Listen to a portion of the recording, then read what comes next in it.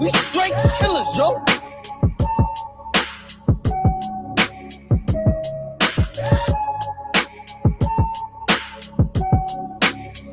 We straight killers, yo.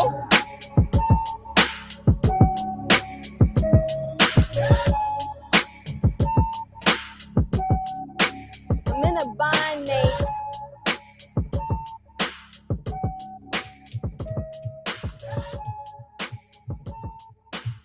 What up, what up? Welcome back to the channel. I'm Monet J. We are locked in. Tonight we will be going over the trailer of Raising Kanan. Since I never broke it down and it dropped when I was actually on the road, we're going to break it down and go over what we know so far. Now, as far as the details of when it's dropping, I'm hearing March, I'm hearing maybe January, I'm hearing maybe November, maybe December.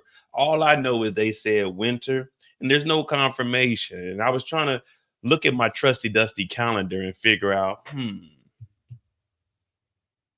when would be the most financial gain for them to drop Raising Kanan? Now, I was thinking around the holiday season because, one, you want to ramp up and get everybody stuck into these stars contracts, because then you can finagle them, have a couple of breaks in between, extend a 1 month into, extend at least 2 months, because it's a 2.5 month contract over at Stars in order to watch one season of Raising Kanan. But if you drop a break in there, you can turn that 2.5 months into 5 months. So I was thinking maybe drop it right after Thanksgiving, give us a break at Christmas, return after like Martin Luther King, take us into March with it. So I was like, maybe they could do that right there. And then the spring will be here, and then they can go ahead and drop Force right after that. Or I think BMF will be next, then Force in the summer. Then we'll have a break and we'll revamp for season 5 of Raising Kanan. I don't know, man. We'll figure it out. What up, Zay? DeMarcus said it would be insane if Raising Kanan aired on January 9th on Amari Hardrick's birthday.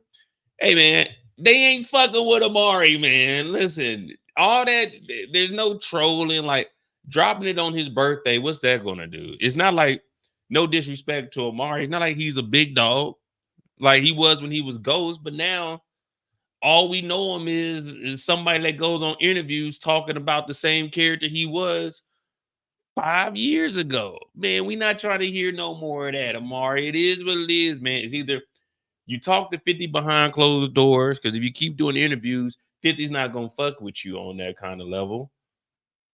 Like, they brought you onto the Fat Joe show on Stars, so there they throwing it out there. Promote something, have a movie. Ain't no one trying to hear you talk about Ghost anymore, man. That's over with.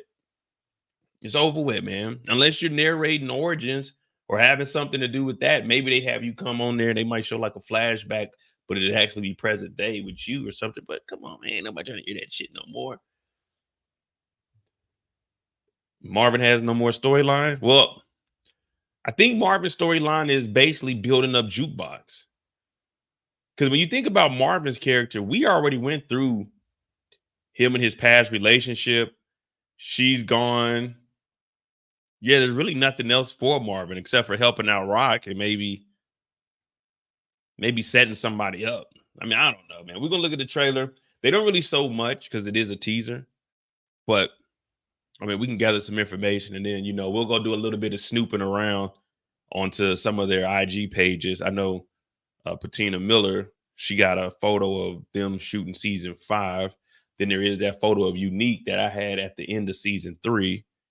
I don't even know if I still have that on my computer or not. But we'll figure it out, man. I'm Monet J. Tonight we're going to be talking about Raising Kanan season 4 trailer. And we'll just take it from there, man. I know y'all didn't even think I was going to go live. Y'all was looking like, damn, where Mo at? Man, I was chilling. That's where I was at. We're going to look at this trailer, man. See what the hell we can figure out. And there's always the road that leads back. But let me just make sure I know we're watching the right show.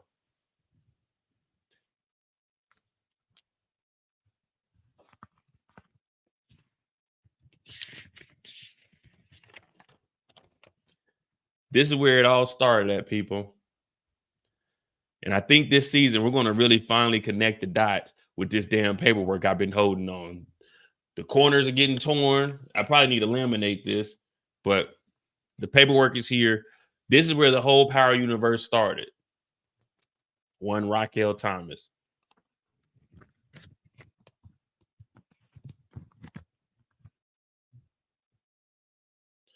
All right, we can go through this trailer real quick. Do we think that season 4 is going to be as good as season 3? I will say this: Raising Kanan, there hasn't been any like moments I'm like, ugh. It's always been good. I hope we get a flashback scene with Joyce Thomas, Marvin, Rock, and Lulu together when they were younger. Do we need a flashback to know that their mom was a piece of ish? I don't think we really need a flash. I don't know if I really want to see it. We're already looking at younger Kanan. I don't know if I want to see younger Rock, younger Lou. Unless they're showing a younger them where Rock is snitching, I don't want to go in the past. I don't want anything to do with the 70s, the 60s. When were they born? What's his name was born in 49. Yeah, I don't know if I want a flashback of them as kids, man. What up, King Drip?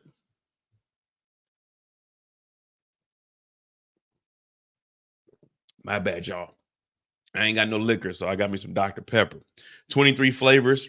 So that means I'm hitting my vegetable table, my bread table. Let me see. I guess it got cherries in it. So my fruit, my sugar.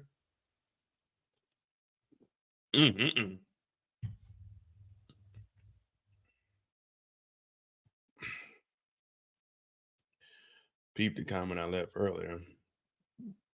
Let me see. Just got in from See It Smile 2. I need you to do the rest of the live with a smug face.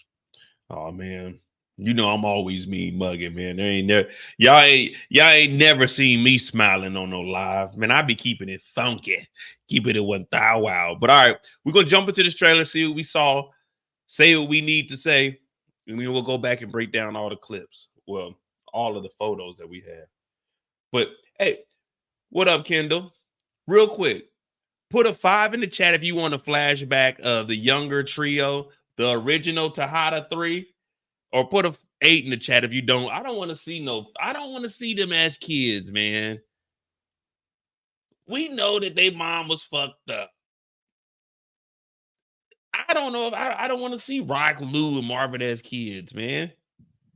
Excuse me. What are they gonna be doing? Like, oh, mom, shut up, get in the room. Like, now we already had our Monet moments. You know what I mean? We already had. Well, the original Tejada fuck ups is really.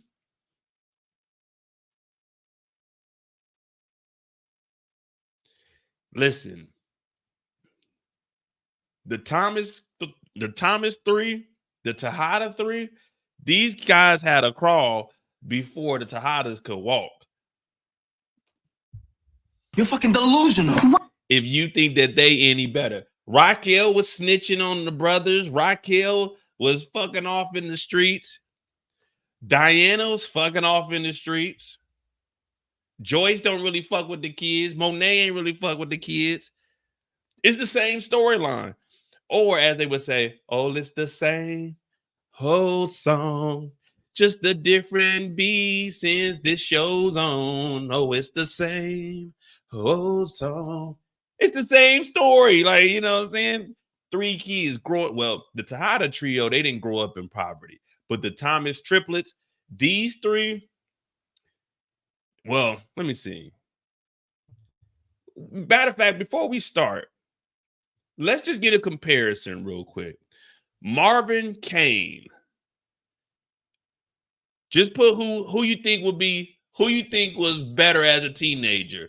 Marvin or Kane, just from what we know on Marvin. Marvin was a junkie at one point, so we still can't trust him, even though he's my second favorite character. Marvin and Kane. You got Diana being fast out here, knocked up in the streets. Raquel was being fast out here, knocked up in the streets. Then you got Lulu, and then you got Drew. Lulu wants to do music. Drew wants to do art. Neither one of them really want to be in the family business. So when you look at it, like I said, it's really the same story. It's the same story. You look at me and my two sisters. Let me see. I was probably the dope dealer out of all of us. Probably the most athletic out of, well, my sister, my older sister, Tanika, she could run. She was very gifted in track. She actually had the records at my elementary school and at my middle school. But since we got different dads, her last name is different, so no one ever believed me when I used to go by and say that's my sister. But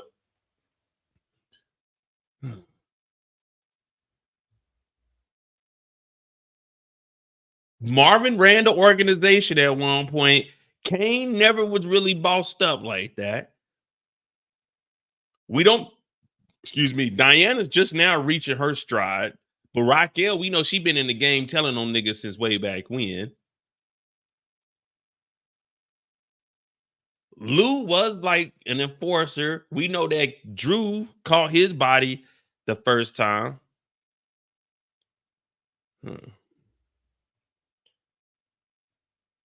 That's interesting. I might have to do a live on that.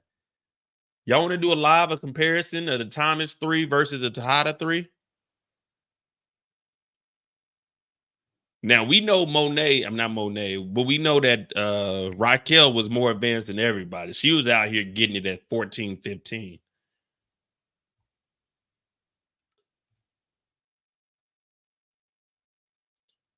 Which one is this? All right. But let's go ahead and jump into this trailer real quick. Probably run that a couple of times. Oh, yeah. All those trailers I did yesterday. Man, like, well, Sinners I had to cut up. Well, that got hit with a copyright. Of course, the Lion King did. They don't play about that. And then like 2 more of them. But for the most part, we did like 7 or 8 trailers yesterday. All right, yeah, we'll do a live where we break down the Tejada 3 versus the Thomas 3 as far as where they were growing up. All right, here we go. Here goes the trailer.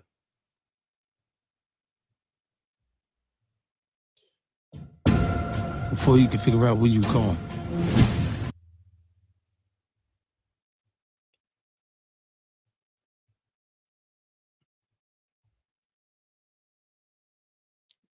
What's up, Tamika? Make sure you guys hit that like button. Yeah, this trailer's only like 14 seconds. Before you can figure out where you going, gotta look back at where you've been. There's things that happen that seem like they didn't mean nothing at the time.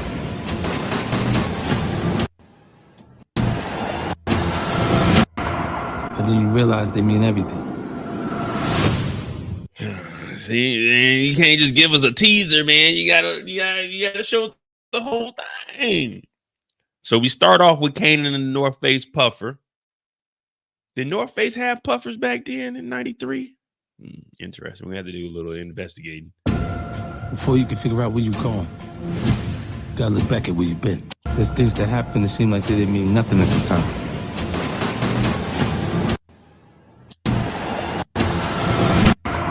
But then you realize they mean everything. All right. One more time, and then we'll go and break this thing on down. Wow, look at Raquel still getting extorted. Before you can figure out where you going, gotta look back at where you've been. There's things that happen that seem like they didn't mean nothing at the time.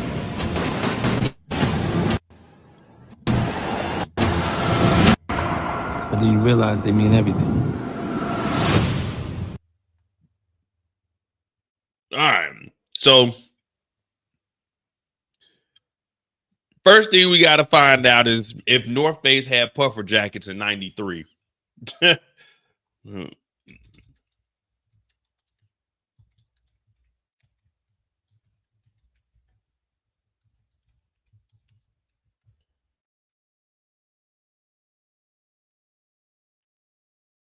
All right. So North Face was around in '92.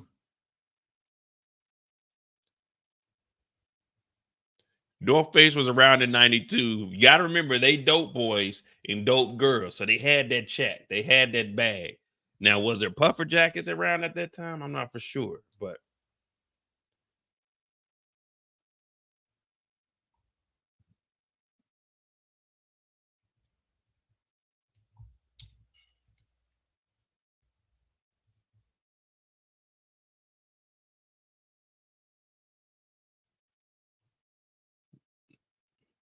All right. So we're pretty accurate. The North Face men's 92 reversible. So we'll go the 92 puffer jacket. All right. Here we go right here. All right, Kanan, you're good to go. Kanan got the new North Face off the showroom. All right. So historically, we're correct. Because they brought them back out. These are the new ones. 228, that ain't that bad for well, they ain't got no extra large though. Yeah, that's actually pretty dope right there. I might need to cop me one of these. All right, let me get focused. See, I'm from Kansas City. We didn't have North Face in Kansas City. We did have starter jackets, but we didn't have no North Face. So we see Kanan with the Thule. Now, we already know Kanan is catching bodies. Now, we can't confirm or deny the alleged first body that Kanan caught. Right now, this is just a free live, so there's no police stuff right now. Who you think caught that first body? Was it Kanan with, what was his name, $1.20, $1.50, $1.75? Or was it his homeboy? Who do y'all think actually caught that? Oh, no, there's this one jacket I seen in London at Zara. Ooh, that would have had me feeling like a real dope boy, but it was like 110 pounds. Now, if it would have been like 75 pounds, it would have been like $100. I would have got it, but I wasn't about to spend no 150. But who do we think actually caught that first body? Now, was it Kanan or was it, this is a free live. We ain't in the Power universe right now. We can talk freely, so we're not gonna hold it against anybody. But we know Kanan is catching bodies at this point, so we're not surprised about that. We do got a body counter for raising Kanan. My favorite character is Kanan, but you know, Marvin is Marvin's my dude. Now, at this point, I'm trying to remember back. Kanan is all the way in. He's fully emerged at this point.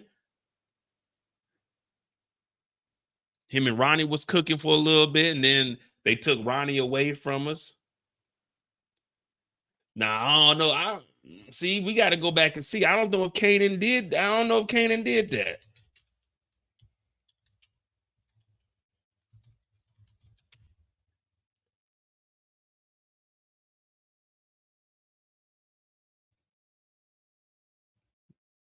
So the craziest thing happened to me today. I got a psychic reading. We don't give a fuck. I know. Way ahead. Let's see. Let's see if we can match the ballistics. All right. Look, at this point, Kanan's hand isn't all the way up. Kanan's hand isn't all the way up. So Kanan doesn't get the first shot off. So we got to take that in consideration. Look, he got 2 shots off before Kanan has his arm fully extended. Kanan got his eyes closed. Look at Wizard. We gonna call him the Wizard. Look, he done already got 2 shots off before Kanan got his first shot. Kanan is crying. Kanan is squinting his eyes. So we can't really say that Kanan wasn't even aiming. This is what they call spraying and praying. So D-Wiz gets his 3rd shot off. Kanan gets his 2nd shot. 4 and 3. Now they're showing this from Kanan's perspective here.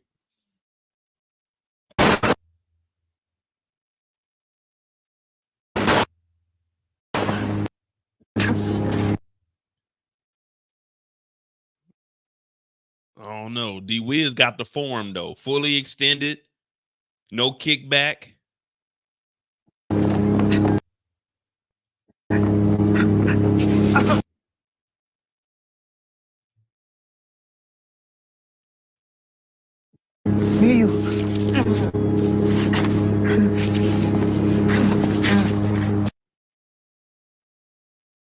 They ain't even walk him down, man. They ain't even real shooters. Are you trying to speak? Huh? See?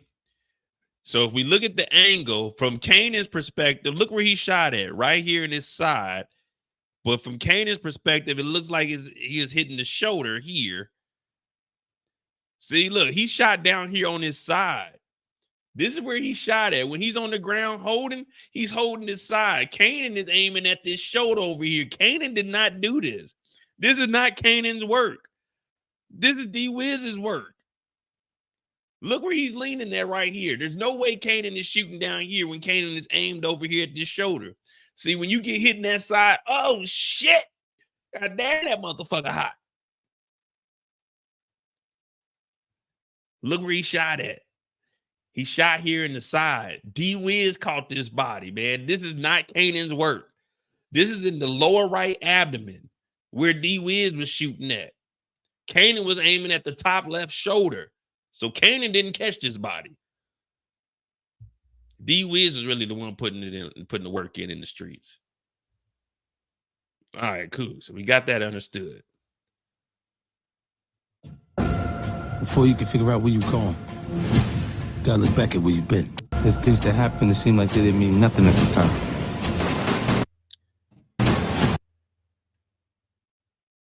What's going on in all in? So I'm only playing like the Kanan parts right now. Now, the reason I brought that up is because while I was watching this trailer, we see Kanan with the Thule on him. We know Kanan catches bodies, yes. But as the brother Iron Panther would say, there's a lot of unarmed gentlemen being unalive. Why is Kanan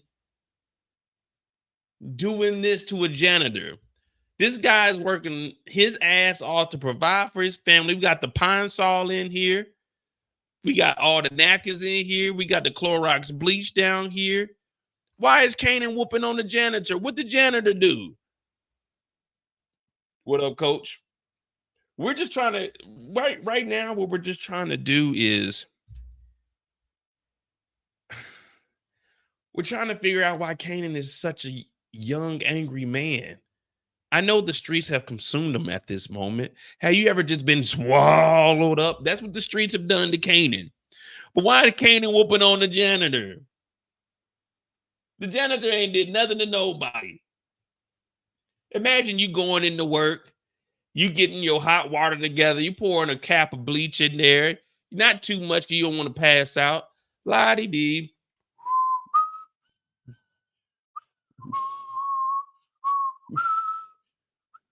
What you doing over there? Excuse me? What would you say, son? So what are you doing over there in the mop closet?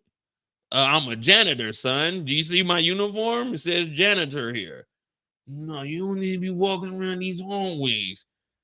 What do you mean, son? I work here. Well, no, you're not gonna work here too much longer.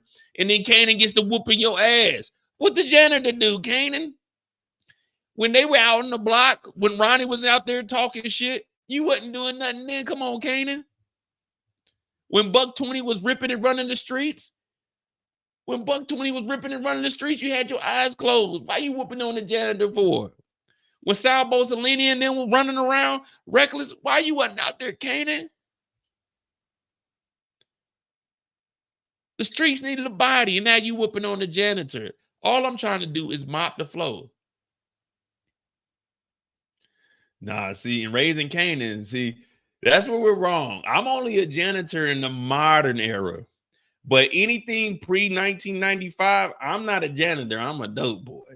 You got to understand my past. Any show prior to 95, I was a dope boy. I'm only a janitor in my elder ages. When I'm past, you know what I'm saying, past my prime, I'm a janitor. But back then in the 90s, oh no, I'm on the streets with it. I'm rolling with Unique in them. This is not me. You ain't never heard me as a character. You ain't never heard me put myself as a janitor in Raising Kanan. Now in Stansfield, I was a janitor part-time, but that's different. I was just going there so my kids could go to school for free.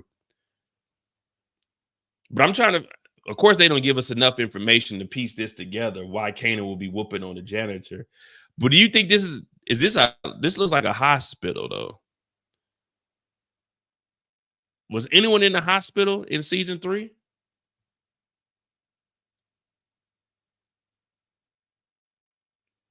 Well, we know Raquel, she was in the hospital, but that was the beginning of season 3 when she told on the mob.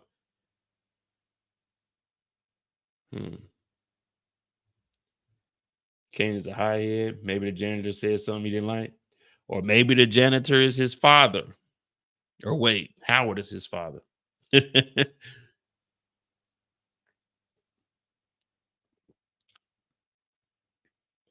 don't know. I wonder what they would be up here for.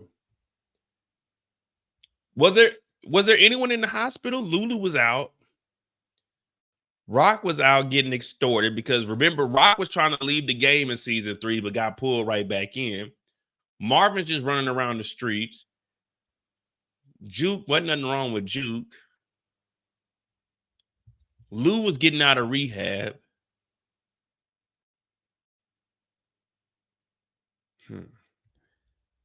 Yeah, I don't know what Kanan would be up here for. Well, obviously we'll find out when the story drops, but and then the last thing Kanan says, but then you realize they mean everything.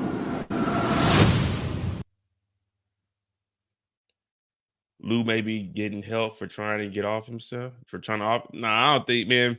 They not my dog Lou ain't.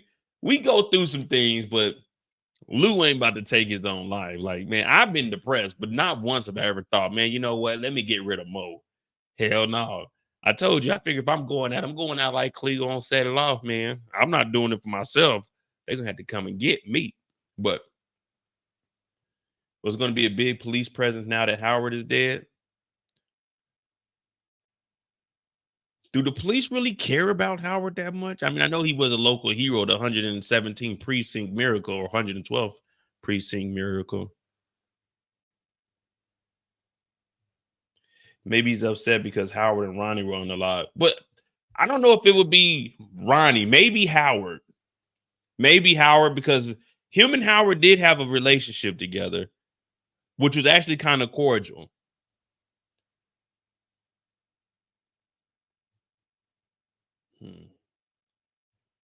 How was Howard unalive? Someone refresh my memory. How was Howard unalive?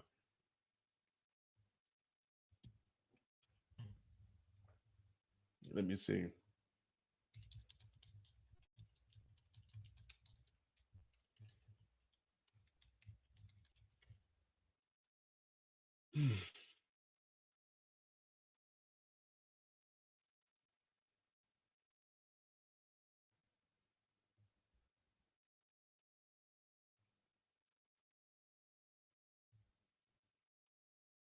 So the craziest thing happened to me today. I got a psychic reading. I know. Fuck. I know y'all be making fun of me because I ain't got like YouTube Prime or nothing, but one of y'all send me some money, I'll get YouTube Prime then. Let me say something. Shout out to No Label, the label.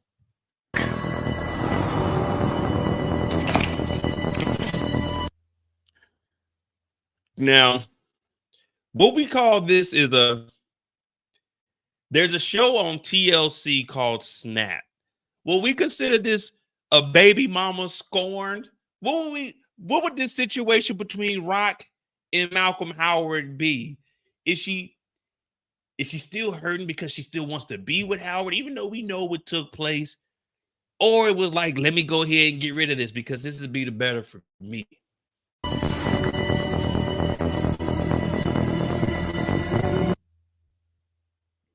All in talking about just good business. You take that back, All in. This is not good business, damn it. This is not good business. Malcolm Howard was a gentleman. Malcolm Howard single-handedly put 10 years on his back for us to enjoy. Our entertainment is all because of Detective Howard. For all of it to be taken away from us because of a snitch. You see this shit? Damn. All right. So the backstory is we know Rock took out Detective Howard because everything that was going on, he did show back up and was like, hey, look, let's turn Marvin in. We can get everybody off our back. Now, have we confirmed that Rock told? Yes, we have. Do we know everyone Rock has told on? No. But can we confirm that Rock has told the police multiple occasions on other people? Yes, we can. She's unaliving the cop she told to go arrest Unique. She told the feds about the mob and their issues. So we know that Rock will go and tell somebody. We also know that Rock, without the proper information, will unalive somebody via RIP Scrap. Y'all remember Scrap? Put a 7 in the chat if you remember Scrap. There was a young gentleman by the name of Scrap. We called him One-Eye Scrap Nap, but put a 7 if you remember Scrap Nap, because he's taking the long nap right now. But there was a guy by the name of Scrap Nap that was unalived by one Raquel Thomas because she didn't have all the information. Now, one thing about Raquel Williams, one thing about her, she will pull the trigger, and you know they say shoot first, ask questions later. You don't ask no questions later. She just goes on about her line. Well, unfortunately, Malcolm Howard had the same outcome as Scrap Nap. But all he was doing, and this is why, all right, listen, guys. We in the power universe. So what I'm about to say, don't take this the wrong way. Just say we in the power universe. Just type power universe, because what I'm about to say is realistic. I need to see at least 5 power universes in there before I say this, so you guys won't judge me on what I'm about to say. Because we in the power universe, so I got to keep it real with you. It's all a part of the game, but listen. What we realize in the power universe, we got one for my dog Eric. I just need 4 more so I can say this, because I already know you guys, you like to judge me, but I keep it real. This is just an observation from over 10 years of collected data.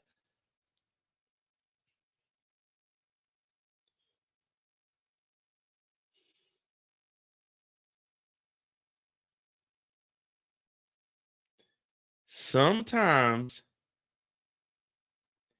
it pays off to be a deadbeat. I had to say it.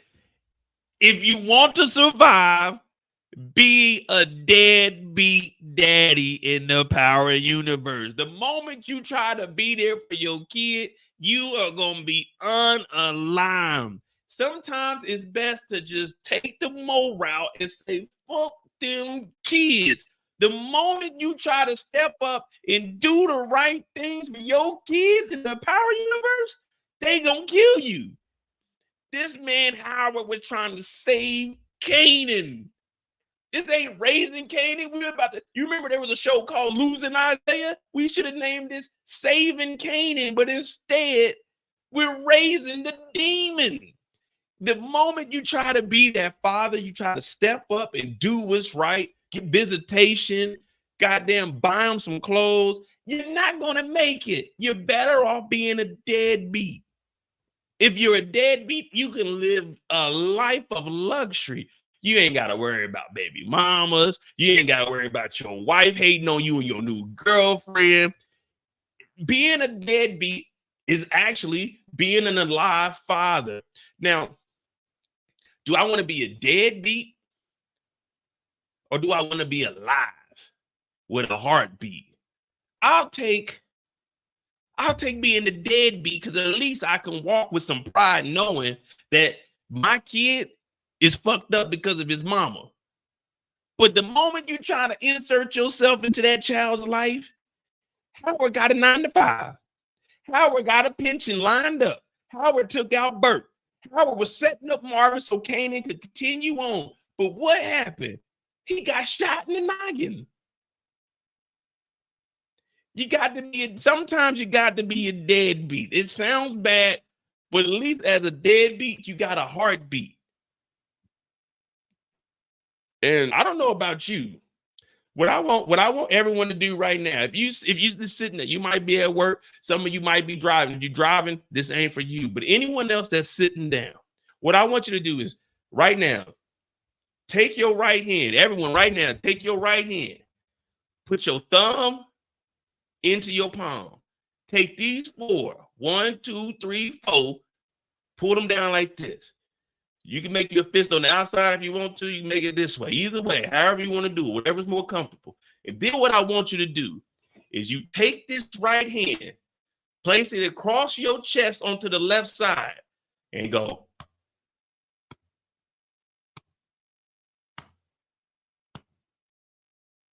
You hear that? That's a heartbeat. Now picture yourself. You sitting here listening to Mo talk about raising Kanan. You in the real world. You looking over at your kids like, I love you. But I'm about to tune you out and get into the power universe. Now you get into the power universe. You're like, man, unfortunately, I love my kids, but I can't. Listen, power comes on. That's 1 hour of my life. I just don't need you guys to talk to me. You see what I'm saying? When you in the power universe, you take that 1 hour to yourself. You know what I'm saying? So when we watch Power, we technically a deadbeat for 1 hour. Hey, what are you doing over there? Cut out. Sit down. For that 1 hour, you a deadbeat. We watching this. We have merged ourselves into the power universe. Now, the good thing for us, we can take ourselves out of that. We can go back into the real world. But when we get in this power universe, we got to understand one thing. It's fuck them kids. The moment you start worrying about them kids, what did he say in training day? The day you bring your wife to work is the day you don't go home to her. The day you wear that ring to work is the day you don't go home to your wife. The day you worry about your kid in the power universe, oh, you ain't coming home. You ain't coming home. Let me ask you guys this. Since we on the topic, where's Cash's dad? Where is Cash's dad at? I'm not even built like that, Tommy. That ain't even me, yo. Where's Cash's dad at? Oh, he's alive and living. We don't know where the deadbeat is, but he's alive. Guess what? Teresi was snitching. And why was Teresi unalive? Because he was snitching to protect his son by telling on James and everybody else. Teresi would have been alive if he wasn't worrying about his damn kid. Yeah. What happened with JP? JP was trying to worry about D-Mac. D-Mac trying to kill the nigga. Fuck them kids. You see what I'm saying? I do you one better. I do you one better. Where is DEFCON? Where's DEFCON at? Since we talking power, we talking raising Kanan. Where's DEFCON at? Someone tell me where DEFCON is.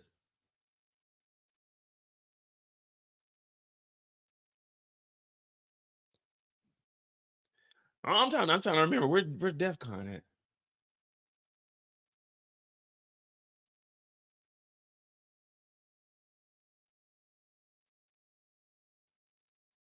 DEFCON dead.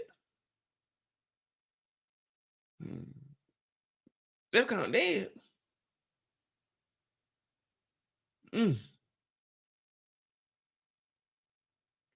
Why was DEFCON dead? Why was DEFCON dead? Who was DEFCON to Kanan? Who was DEFCON to Kanan? Who was DEFCON to Kanan? Come on. I'm leading you guys right down the path. I'm leading you right down the path. Come on. Who was DEFCON to Kanan? The fake daddy. The moment you start worrying about these little niggas is the moment you die in the power universe. The moment you start caring about these kids, I ain't the stepfather. I'm the father that stepped up. Well, we about to lay your ass down, nigga. Good night. He gone. I'm telling you, I'm not making this shit up. In the power universe, the moment you want to be a father, even if it's a pretend father, you're gone. Symphony said, fuck that nigga Kanan. I'm leaving. Where's Symphony at? Living a good life. Virginia, architect, working at the schools. Listen, the moment you start caring about these kids in the power universe, let me tell you, your script ain't going to be too much longer. You might got 1 or 2 more pages, brother. You got 1 or 2 more pages. Let me ask you something else since we're on the topic. Let's go. We here. We here. Who is this? Who is this? Who is this gentleman here? We'll get back to rock, but now we're going down a rabbit hole. Yeah, Carolina, Virginia. That nigga is somewhere in the South. Well, Eastern South. They still consider it the South. But who is this? Symphony is living.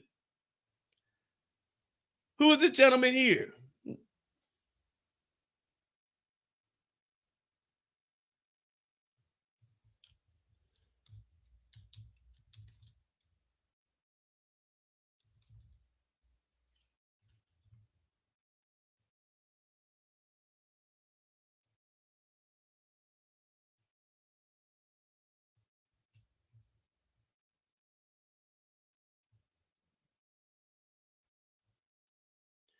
Well, let me ask you this. Let me ask you this.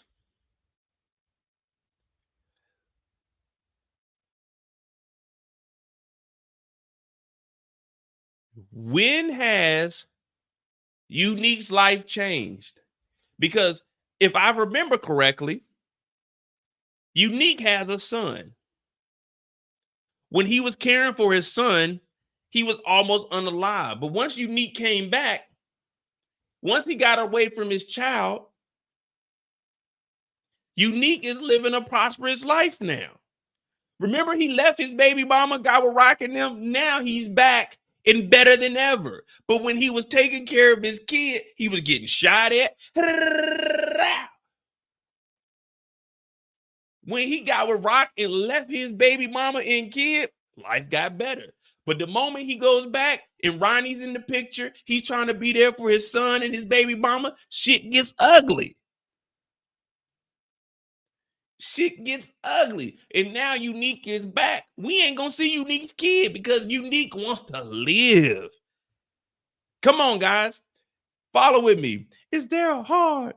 Is there a heart in the house tonight? Stand up, stand up.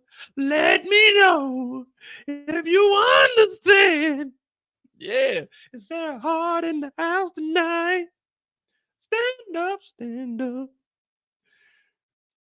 His brother tried to kill him. But where was he at? He was with his baby mama taking care of his family. But prior to that, he was dating Raquel. Life was sweet. It wasn't until he went back to go take care of his family that being a loving, caring father, it doesn't matter. It doesn't matter how you're unalive. But all of it comes because of the proximity of you being around your child. You got to be a deadbeat in the power universe. You got to be a deadbeat. You got to.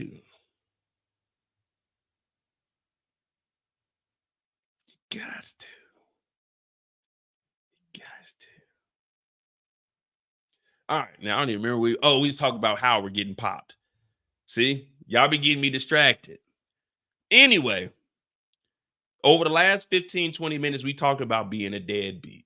For the most part, we have 102% accuracy when it comes to being a loving, caring father.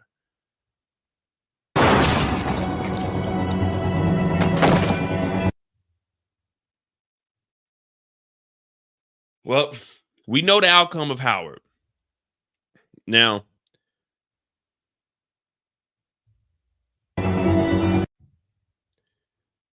back to Kanan and him figuring out what the hell is going on. Wait a minute. So is this the same scene as the...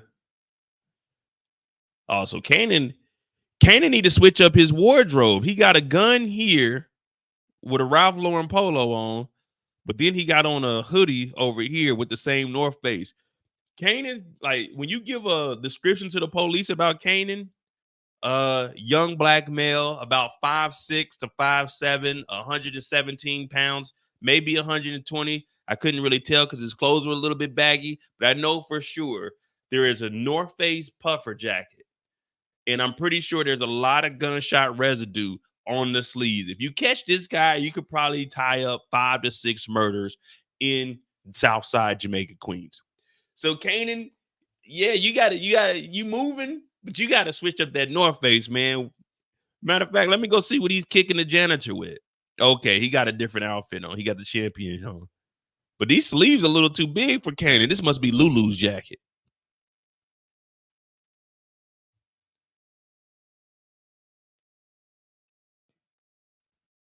What up, Erica? Shout out to Erica Main. You know, when I'm in a bind, Erica hit me up. Mo, what you got going on? Nothing much, just waking up. Here goes the photos from this episode. Oh shit, thank you. I'm in a bind, Nate. Yeah, Erica be looking out for me. Now, Erica's one of the most professional people we know on YouTube. You gotta watch out for Erica. You know, you'll see Erica, and then you'll look up, you'll be on Erica's IG. She interviewing celebrities. I'm like, how the hell? What Erica doing? Who Erica know over there? Erica be interviewing people. I didn't see Erica. Erica's like an extra, like 5 different shows. I'm like, damn, Erica doing everything. But yeah, Kanan out here wilding out, man. We're gonna get back to Monet. I mean, not god damn it, not Monet, the real queenpin, Raquel Thomas.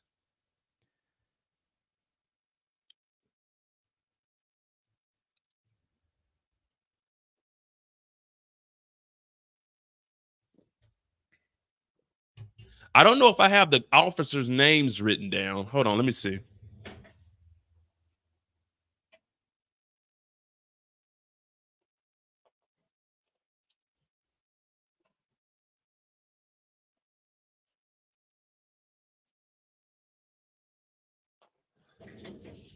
I thought I had the cops' names written down, but we see Rock actually talking to the cops. Now, we know what's going on here. Remember, Raquel bought the little shopping center. Now, we even did the Google Maps and looked up all of that.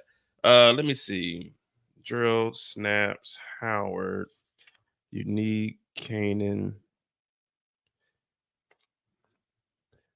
Burke, Rock, Famous, Juke, Dean. Oh, yeah, they got rid of Dean's ass. Ronnie, Raquan.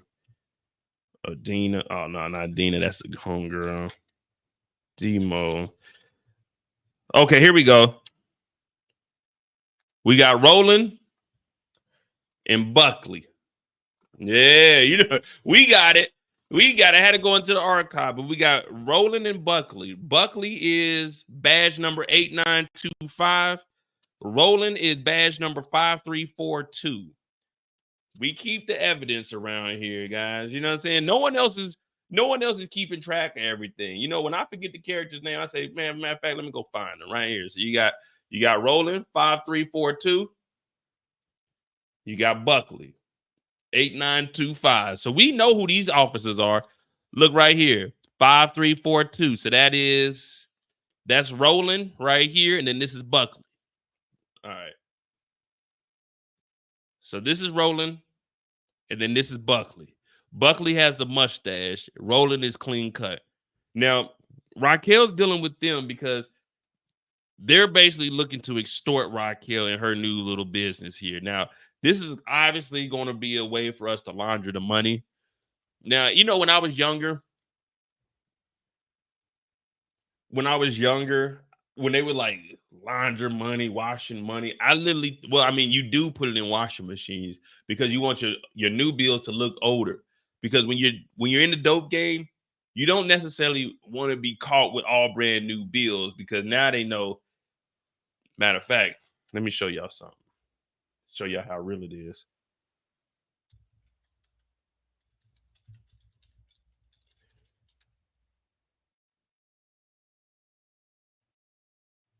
Speaking of the new crisp bills, so money laundering, of course, we know we take the dirty money, we make it clean. Take the dirty money off the streets, we put it into businesses, fake receipts, we writing up fake reports at sales and shit. But also what they do when you watch the older movies, when they're washing money, literally, what they'll do is they'll put money in bags and then they'll put coins in bags also. And then they'll actually put it in the drying machine and they'll just spin it around. So now the money looks beat up like it's actually being used and it didn't just come from a bank. Now that's good for the human eye, the naked eye. But of course, when you start looking at the serial numbers, you can see, okay, this came out of this and this bank. This was in this ATM because all of that shit's documented via the serial number. But with the cartels, Look at this. This is going on right now in real time. TD Bank hit with a record $3 billion fine over drug cartel money laundering. Now, this was just this week, last week. So the cartels, you know, when you're watching Scarface, push it to the limit. Yeah, past the point of no return. They know that this money is dirty, but they're allowing them to bring it in through dirty businesses. So that's what TD Bank just got in trouble for, and they got to pay $3 billion. Now, you would think this $3 billion, people would say, oh, man, they need to spread that amongst the people. No, that goes to the SEC. It goes back into all the other shit. You know, it's just taxes that we ain't got to worry about. But this is still going on right now. Cartels are still laundering money. And you would think TD Bank, a prestige bank, wouldn't be involved in this. But no, they are. TD Bank will pay $3 billion to settle charges that it failed to properly monitor money laundering by drug cartels. The fine includes $3 billion penalty that will be paid to the U.S. Treasury Department. TD also intends to pay $1.8 billion to the Justice Department and plead guilty to resolve U.S. government investigation that the bank violated the Bank Secrecy Act and allowed money laundering. So basically, TD Bank, they knew that this dirty money was coming in from the cartel. What up, Steven? Now, you know me, I'm always going to link some real life shit to some TV shit. More than 90% of the transactions went unmonitored between January 18th to April 2024, which enabled 3 money laundering networks to collectively transfer $670 million. So for $500 million that they were making interest off of, well, a little over $500 million, they got to pay $3 billion back. So really, they lost all this money. In one instance, TD Bank employees collected more than $57,000 worth of gift cards to process 400. Wait a minute. See, I need to go put this on the Mo You Know channel. Somebody got $57,000 to process $470 million. Man, if I'm doing something crooked like that and y'all got $470 million, y'all need to come off 20 M's. Y'all deposit $450 million and give me $20 million. I'm not going to jail for $57,000. Give me $20 million in an offshore account. You know what I mean? The fuck? That's like with Raquel right now. What's Raquel dropping off? What y'all think Raquel dropping off? A little 10 piece, a little 20 piece, 10 a piece. What y'all think? How much do you think they extorting Rock for?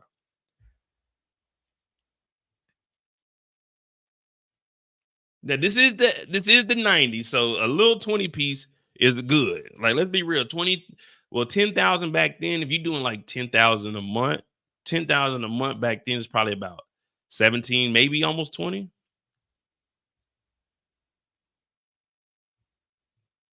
Shit, they want to move 470 million. They gonna give me some 20 mil.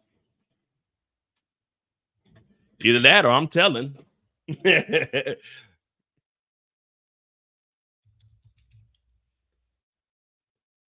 Let's say that Rock is giving them 10,000 a month for protection, which is pretty good. I'll say that.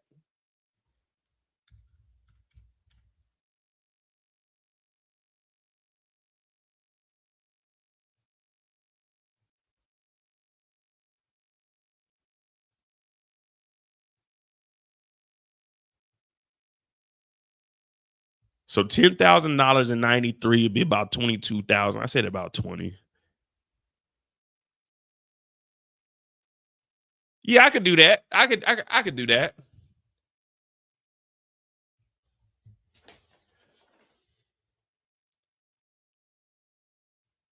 Now, RC, this is from the trailer of season 4.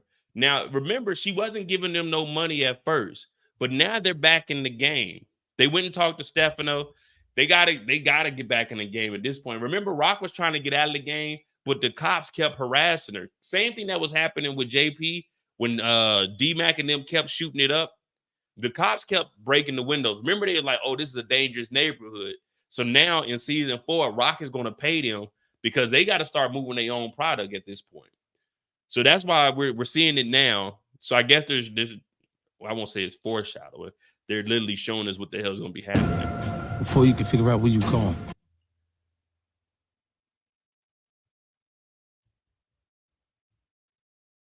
Yeah, so this is season 4. So, I mean, we already knew that this was going to happen. When we seen, there was a live I had, and we were talking about Raquel. How long did we really think that she was going to stay out of the game? And it was literally, what, 3 episodes, 4 episodes, and she was very, very tempted to get back in there. Now, I do want to see how Rock makes this work. One thing we can say about Rock, though, Rock's not going to get pushed over. How Monet, remember when Monet was trying to talk bad to Green Eyes? What's the nigga name? Damn, we were just watching that show. What the hell was his name? Carter. How she was trying to talk to Carter, and Carter was like, nah, we ain't going for that. I think Rock will have more control over Buckley and Roland than what Monet had over Carter. One, because she's actually paying them, and they're gonna want to stay doing exactly what she says, because $10,000. Yeah. See, y'all got me. Man, DeMarcus, I gotta read your comments later, man. You be all over the place. I'd be interested if Unique robbed Rock for the money that Rock used to save Kanan from Stefano to start a war with Rock. I don't know what the hell he about to be doing, but there was a photo. Let me see if I still got that photo. You know me. Sometimes I got to dig in the archives.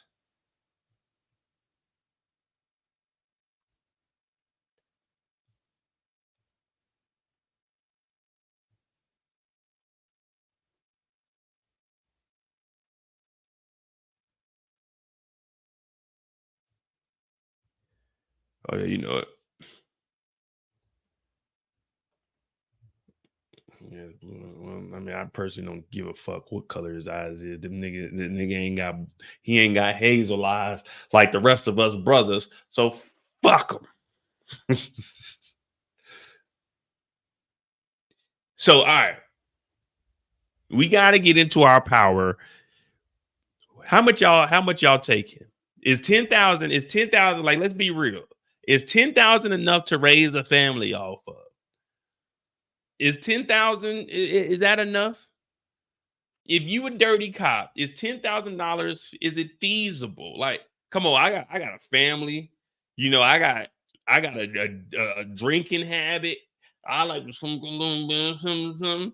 I got a mistress. I got kids. I got a car note. Is 10,000 unmarked bills? Is that good enough? Is that feasible for you? If you was a dirty cop, like, all right, here you go. My name is Mo. Here go 10 bands. Y'all shut the fuck up. I'm giving you 10 bands a month. Is 10 bands like a livable, like, you know what I mean? I'm trying to think. Because I'm trying to think right now, 10,000. Rock, we're going to have to do 10 sound good. Now, I can't guarantee 100% safety for 10,000. Now, if you were to make it 15, or you can meet me halfway at 14.5. You say 10, I say 15. Let's meet. Can we meet around 14.5? If we meet around 14.5, I can guarantee you're going to be safe over here.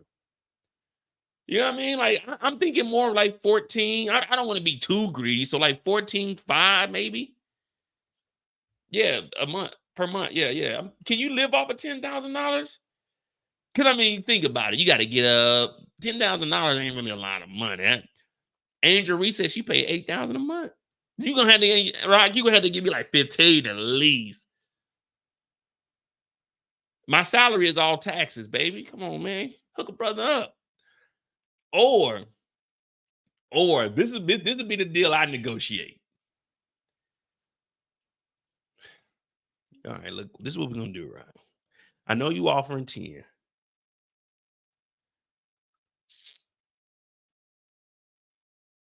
This is what we'll do. I do 12,000. I do 12,500 a month.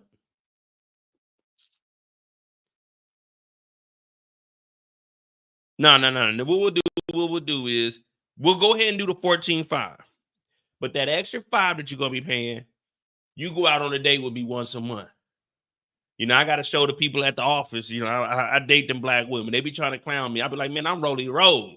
They say Rolly Road don't like black women. Rock, I got a liking for you. How about we take that extra 500? You keep that. Give me 14.5, and we get one date on the second Friday of every month.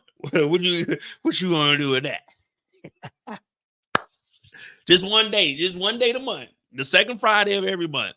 We get one date. 14.5 is what you paying. You think Rock would go for that? Like, you saving $500 fucking with me. You saving 500, or y'all thinking Eric said 10K in a break? Oh man, I ain't moving no work now. Look at, see, that tells me something about you guys. Y'all been in the power unit. Y'all over here, y'all negotiating your own prices. Some people talking about, look, let me get a break in 10K. I think coach talk about, let me get a 15K up front and then 10K every month. Like, yeah, Rock was. The keyword RC, Rock was making 75 a day, but that's when they had the projects. Once they got rid of the projects, all that money stopped. Remember at the beginning of the episode, Marvin was riding over there with Homeboy, and they went and collected all the money. So Rock took that cash, and that's how she bought all of this. So they're not making money like that at this point.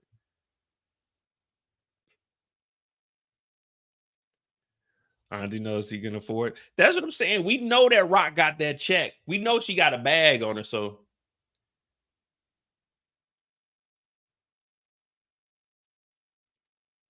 yeah, but man, she ain't fucking with Stefano. I do want to see how this plays out.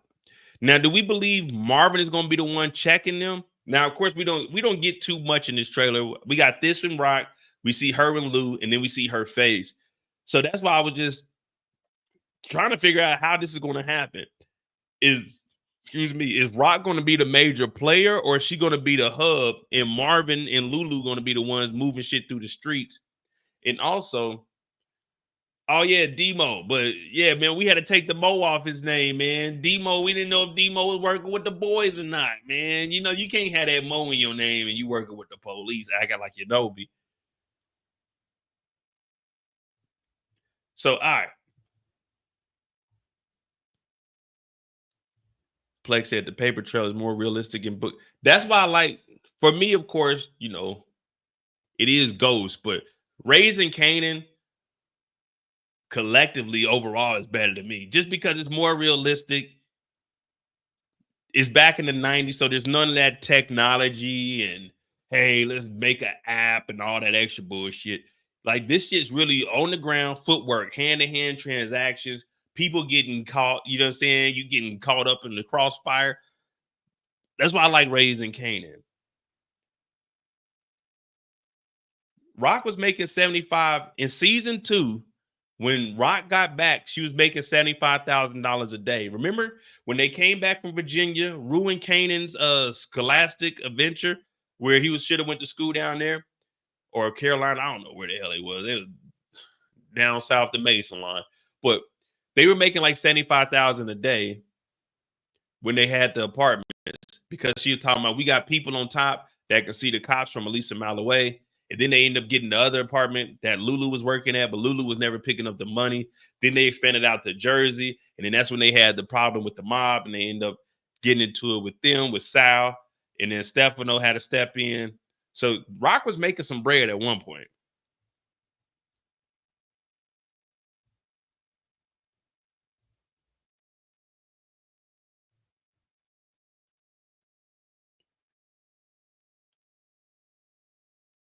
All right, so how do we think it's going to be set up? Rock is going to be the big dog, or she just going to cover the hub? Or is it going to be the same dynamics? Rock on top, she got the business. We're going to store the drugs here. We got the cops watching out. Marvin's going to be the one to make the drop-offs and pickups. And then Lulu is kind of, hey, we bring Lou in, and, you know, Lou, just do what the fuck we ask.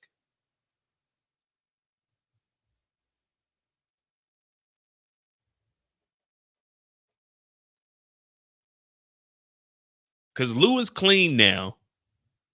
Well, from what we know.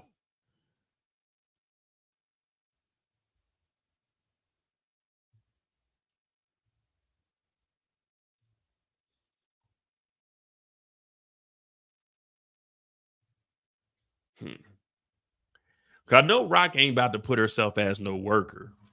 I don't think she's gonna drop down to that.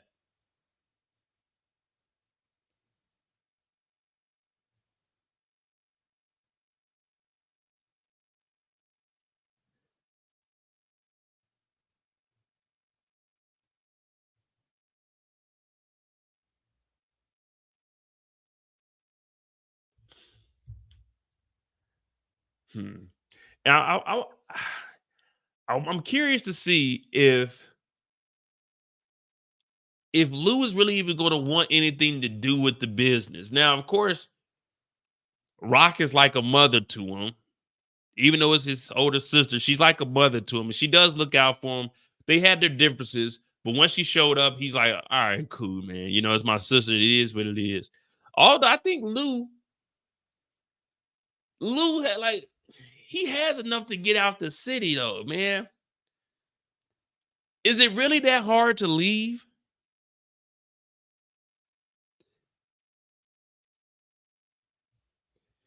You know what I mean? Is it really that hard to leave?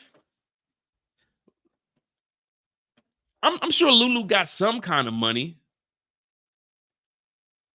Because staying around Rock, yes, we love Raquel. We joke around. Well, y'all joke around and y'all call Rock a rat and everything. You know, I call her Raquel, the queen. Y'all call her Raquel the rat. But, you know, it is what it is. We all have our own opinions about Rock. But is it really that hard to leave? Man, look, all you got to do, especially with the money that they making, lose. 1 or 2 drops, you'll have $30,000, $40,000. Take that money and just dip. Just hop in and you cop your new Lexus. 2 or 3 months, man, you can get up out of there with 100 bands.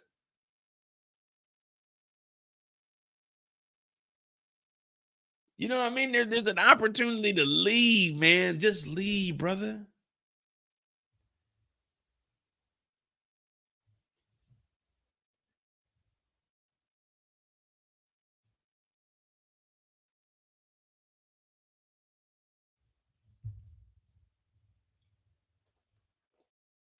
I don't know if I want Lou back in the game, man. I like Lou to take a step back and just be an advisor. I'm gonna have to buy me I'm gonna have to get me a rope for Raising Kanan come back. When Raising Kanan come back, I'm gonna give me a rope. Probably a 5 millimeter, maybe a 6.5 millimeter rope. Try to get some 14 karat. Give me a rope for when Raising Kanan come back on. Raquel is a lady Harry on now. Thank you for that $2, DeMarcus. Well, yeah, you see the shift in the product. Heron is a little bit cheaper. It's more profitable. Easier to get because the opioid, you know what I'm saying, compared to that pure cocaine.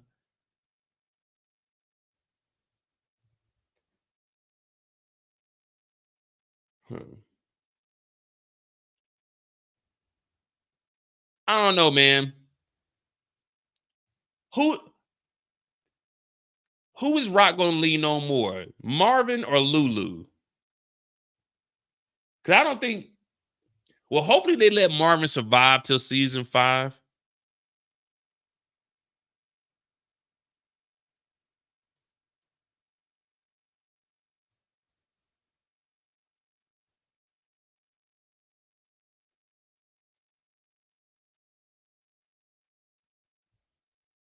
Give Marvin some punchlines. Oh, he got the Pelly Pell on. That mug clean too. We had this leather store. Is where the Home Depot is now in Kansas City. There's a Home Depot in South Kansas City, but right next to it used to be a leather store. Man, they used to have all this shit. I used to go in there, but I hated the smell of leather.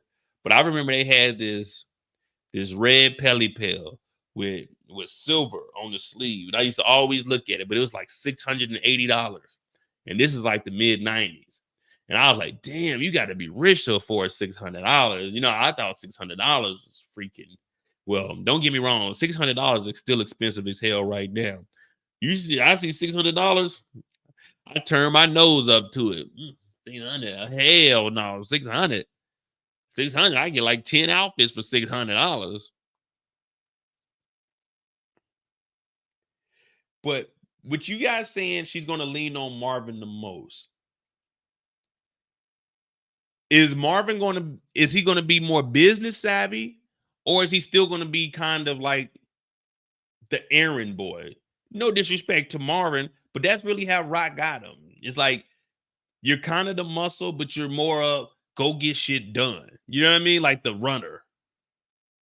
Or do you think that with her paying the cops and Marvin's going to kind of be like a right hand instead of a, I mean, we always knew that Marvin was right next to Raquel in that aspect, but is he going to have more responsibility this time? Because usually, remember, he was just sitting around eating. If Rock needed something, hey, go do this, go chase down Scrap. I want to see them put Marvin as like the business aspect, helping out with some of the ideas and shit, instead of just listening to Rock.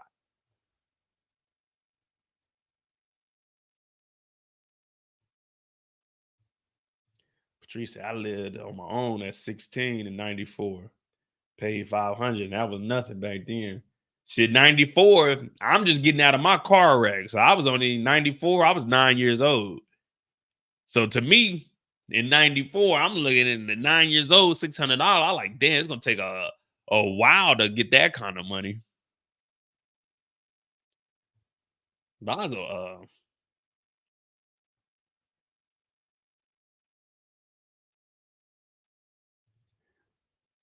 This is me in 94. This is me in 94. You know what I'm saying? Youngtown hero. Look at that. Cheek all busted up. Chin busted up. This is me in 94. So, look, who is this? This is my sister with a Malcolm X shirt on. This is me in 93, 94. So, for me, I'm thinking $600. Look at your boy, man. I'm a bum. No disrespect to my parents, but, you know, we wasn't getting it like that. It was a lot of us in the household. So me in 94, I'm thinking $600. God damn. Jeez. $600, that's a lot of money, man.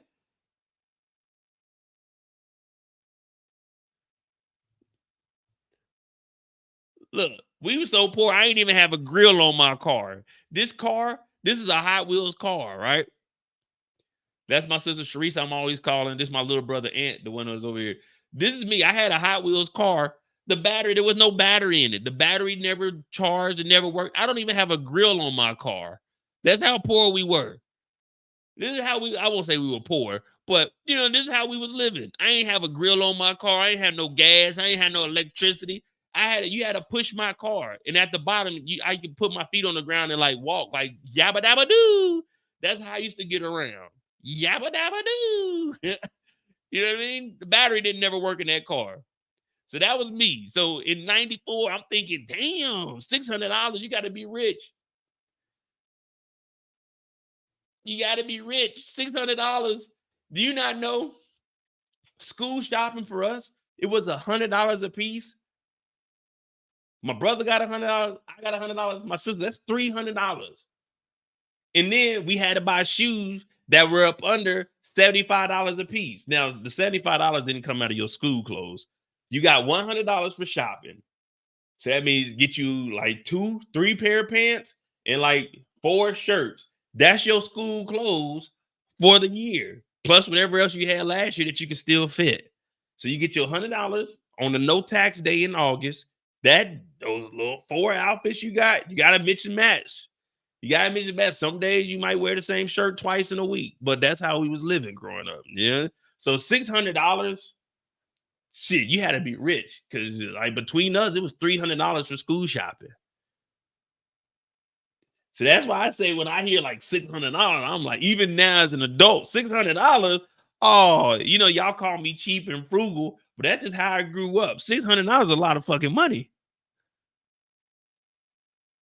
So when I see Marvin pulling up like this, I'm like, Marvin clean as hell. I want to see Marvin boss up. You know, I want to see put Marvin back in the game. Yeah, he was on that shit a little bit, but he was stressed out because his little sister was snitching.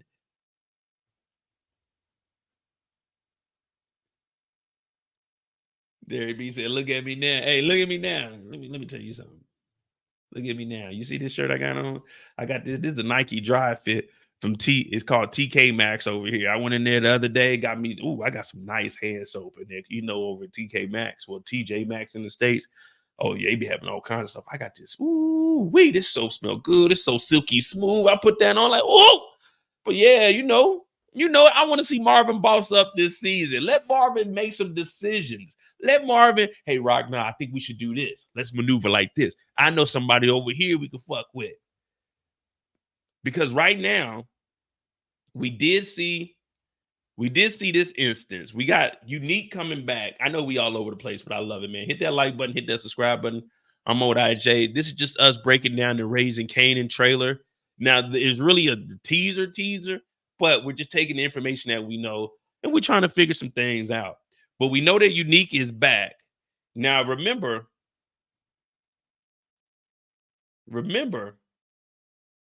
I was the one that broke this on the internet.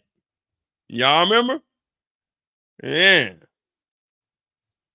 Yeah, remember, season 3 was going on. I told y'all I had something. Episode 8, I told y'all I had something. Who is this? What was old girl's name from the group? Mm-hmm.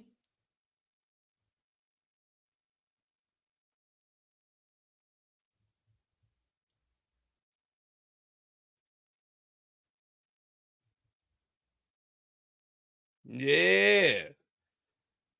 Unique's coming out the same building that Crystal is going into. Now it looks like he comes out. They bump into each other. And now she's looking like, who the fuck was that?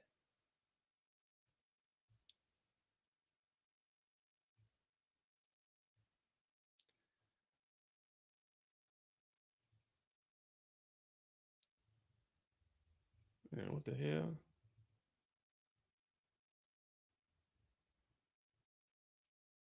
Uh-huh.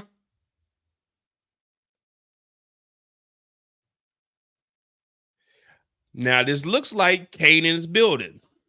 We know that this is where Kanan has been at. Now, either Unique is in there fucking with Kanan behind Rock's back, or he may have went in there and tried to rob something.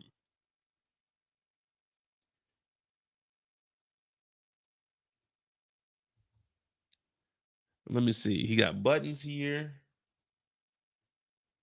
This is the same jacket that he has on. It's just not buttoned up. Ah, we're getting somewhere. We're getting somewhere. So in the trailer, they show Unique here in the warehouse. Now, could this be? Because it looks like there's a body right here. Does this look like feet? Wait a minute. Is this a wheelchair? Is this a wheelchair that's folded up? And this might be Demo. Is this a wheelchair? What is this? I don't know if it's a wheelchair. I'm trying to, maybe this is the tire, or this is the tire here on the ground, and this is the seat folded up. Because it looks like there's a body right here. That's Ronnie. So he drug Ronnie to the warehouse and left him in here. I don't know if he would do it this sloppy, though.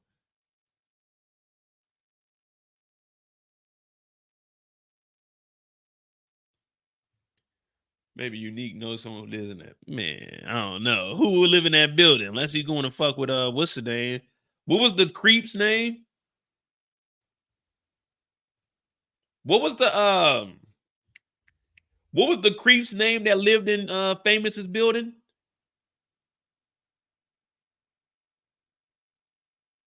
Y'all know her name. What was the creep's name that lived in Famous's building? Polymer, yeah. Maybe he knew Polymer. I would like to. Well, I don't know if I would like to know Polymer because I know what Polymer does. Polymer was a nasty individual who needed to be locked up. Yeah, the creep that lived in Famous's building was Polymer. Kanan was messing with the mom and the daughter. Maybe Ronnie, I mean, maybe Unique went over there because like, let's be real. After a long day on the block, sometimes you need some home cooked food and some loving. There's nothing wrong with getting some loving. After a long day of strangling people, hanging out on the block, slanging rock, getting the new gold chain. Sometimes you want to go home and just be held. Sometimes when I go over to my lady's friend, I just like to be on the couch. Sometimes I just want to be held too. Sometimes you just hold me, please. Sometimes I just want to be held too. No diddy. Maybe Unique after a long day, his bunions is hurting. He done been shot at. He done got into a fight with his brother. Sometimes you got to get away from your baby mama and go deal with someone else who understands you. Sometimes you don't want to go home and listen to your baby mama. Your brother is. Do you understand what Ronnie's trying to do? You were messing with another girl. Sometimes I want to go over to that other girl's house and relax.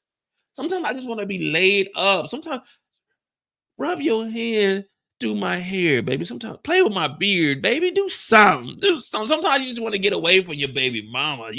No one wants to have your baby mama nagging you. Ronnie did this. Ronnie said you was messing with girls. Who cares what Ronnie says? I'm going to go over to my other girl's house. But fuck all that. We trying to figure out if this is a body right here, some feet right here. Is this Demo? Is this a wheelchair? I can't tell if it's a wheelchair or a fucking bicycle.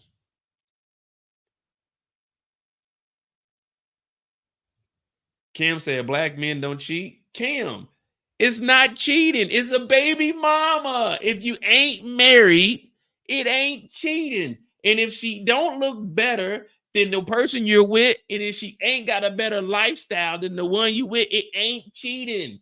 When have you ever cheated and went backwards? I got to break this down every season. When you cheat on the test, you don't cheat on the test with the idiot. You cheat on the test with someone smarter than you. When you cheat, you're advancing yourself. When you cheat, you're not taking a step back. That's not called cheating. That's called being stupid.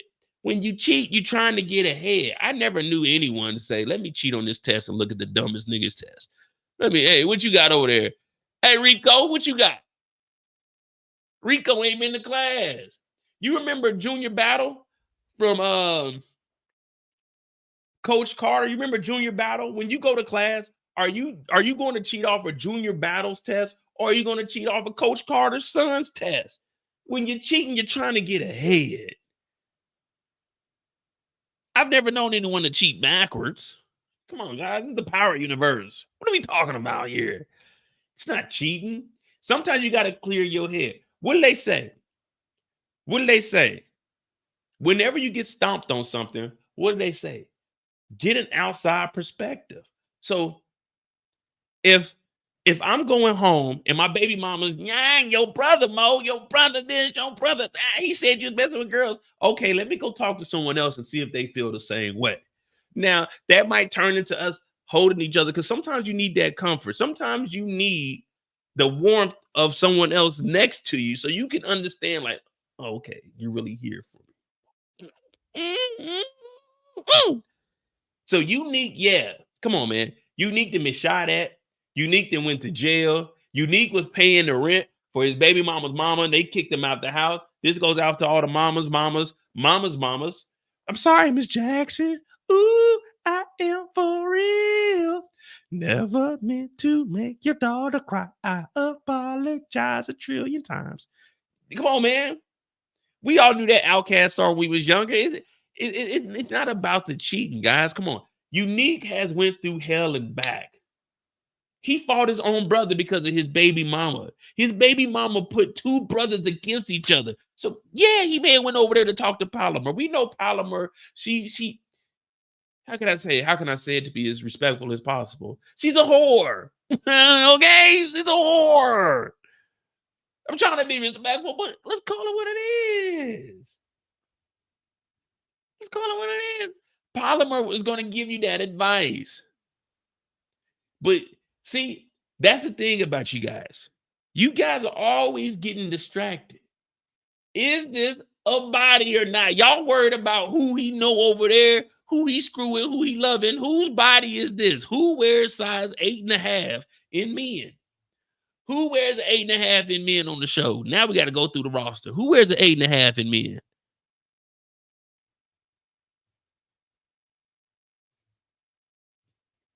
Come on, guys. Work with your boy. Make sure you hit that like button, hit that subscribe button. Hopefully, I'm entertaining you all. Of course, you know, I got to throw you guys off the trail a little bit. We got to make it entertaining. I don't want to be on here and talk proper all night. Unique has an understanding with the streets, what he is quite familiar with. Now, Unique, born and raised, we know about his brother Ronnie, and he took over the operation when Ronnie ended up getting locked up. But upon Ronnie's release, him and his baby mother tried to rekindle the fire that they had, and Ronnie played an intricate role in destroying that whole thing. He may have mentioned that Unique was out and about with other women, maybe fucking around with one Raquel Thomas. He was also fucking around with Pops and Snaps and actually was dealing with Raquel's son. Now, Unique had an intricate plan where he was trying to take over the streets by backdooring everyone and getting that word from Pops and Snap. Now, unfortunately, this whole plan did not work out, and him and his brother Unique clashed. And initially, we were thinking that Ronnie was going to win the battle. But unfortunately, when you go to war, there's going to be many battles. A lot of people win the battle, but when you ultimately win the war is what Unique did. Now we see the return of Unique when we thought Unique was going to be unalive. But unfortunately for Ronnie, it didn't happen that way. And then Ronnie was taken out by his brother Unique. And here we are today trying to figure out whose body this could be stanking in this warehouse. Now, I could do the live like that, but no one's trying to sit and listen to that bullshit. That's not entertaining. So I got to tell you guys how it really is in these Power Universe streets. Now, if Ronnie wouldn't have did what he did, he would still be living. If Unique went over there to talk to Polymer to get some advice and let off some steam, then so be it. Every now and then, you got to play with the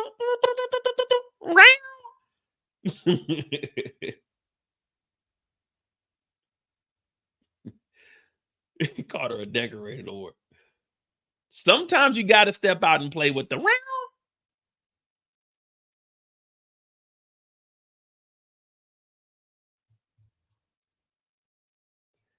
Y'all heard my girl Kendall. All right, man. So Unique is back. We do see him going in the building. Now, I'm not sure who he's going to see in there, but Crystal's here, and this is the building that Kanan lives in. Now, remember, Crystal, her and Jukebox, they aren't cool.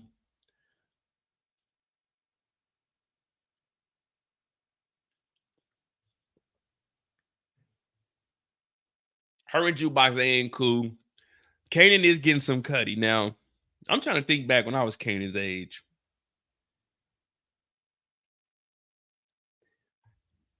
What was I, 16? Yeah, I was like 15, 16. I got tricked out of my virginity. She took advantage of me. I wasn't prepared for what was going to happen that day. But Kanan, on the other hand, Kanan getting shorties. See, I wasn't slanging no dope or nothing like at 15, 16. I tried once when I was 17, but I told y'all I did a little bit, like nothing serious, little dimes here and there. But I got robbed when I was 17, and I realized that the dope game wasn't no game for Mo. You know what I mean? I talk a lot of shit, but I'm gonna be real with you. When you got that Thule up on you, what is the procedure when you got a gun in your face? Let me tell you, get that nigga all the shit you got in your pocket. I got robbed for like 80 bucks. I got robbed for like 80 bucks worth of that drove. It wasn't even drove, it was some Reggie, but still. You know, I dabbled in it. I like, let me see what this has to offer. The dope game ain't a game for the faint of heart. I was like, this is not worth it. This is not worth it. And after that, I said, I got to get a gun. I got to give me a gun because these niggas ain't playing fair. But I never again. I like, nah, I ain't, nope.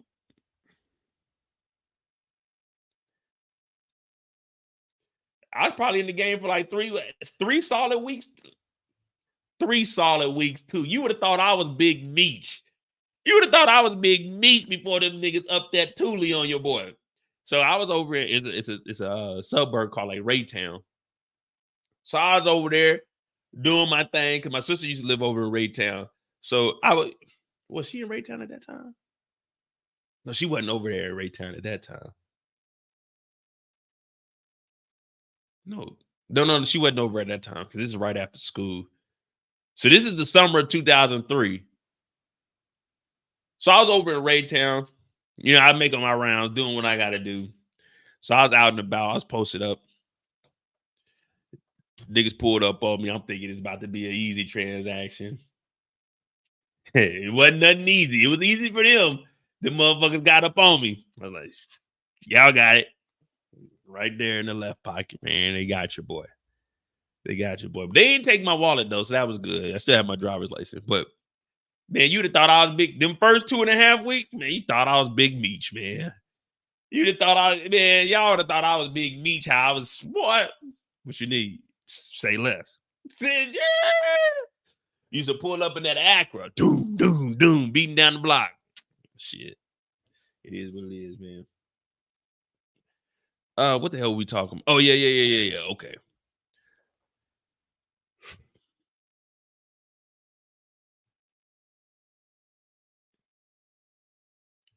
All in said, throw that money up and run. Shit, I would have threw that money up in the air. They would have shot the shit out of me. This ain't no movie. What is it gonna be like ATL?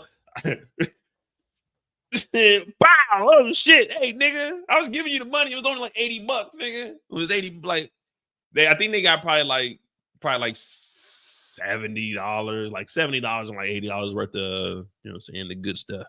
But it was some mid. But oh well. Derek B. I appreciate them leaving your ID. Well, what I did from there, I went and talked to my cousin about it, and my cousin fronted me the money. I went and paid back my supplier. I didn't have a distro. I went to go with my supplier. You know what I'm saying? My supplier was just a dude that was a grade ahead of me. They graduated like a year before me. So I went and paid him like the 150 or like it's like 180 or something I owe him. I went and paid him now. Like, man, I'm good. He laughed and he was like, okay. We got Unique. Unique is back. We don't know about Crystal. Oh, okay. We'll do the free live in like 10, 15 minutes. And then from there, we'll just, you know what I'm saying, we'll see where we gotta go. So from there, we do got a photo of. Oh, yeah, real quick. So we see this gentleman throwing a Molotov. Who do you think he works for? Because what he's burning up is the restaurant. You remember the restaurant is what were they Korean or Vietnamese? Who Ronnie and Unique went to go. Unique set it all up. The restaurant, you ordered a special, and then you'll get that guap, that gula. Damn, this shit was only $1.75 back then. Damn, boy, you used to be able to eat good. $1.75. You get the whole thing for $2.25. You get the meal. Damn, boy, there's some good prices here. So they're burning down the restaurants because now everyone's figuring out, okay, the Golden Pavilion.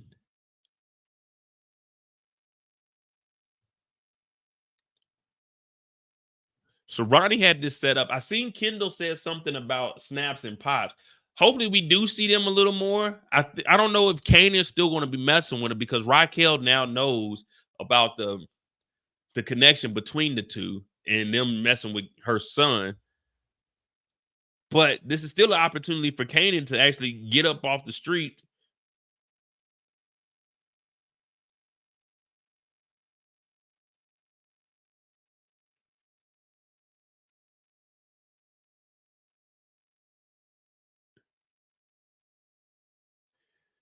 So I don't know. They didn't show them in this. I'm assuming that they're still around. And I think this is Lulu here. I can't really tell. Yeah, I think this is Lou.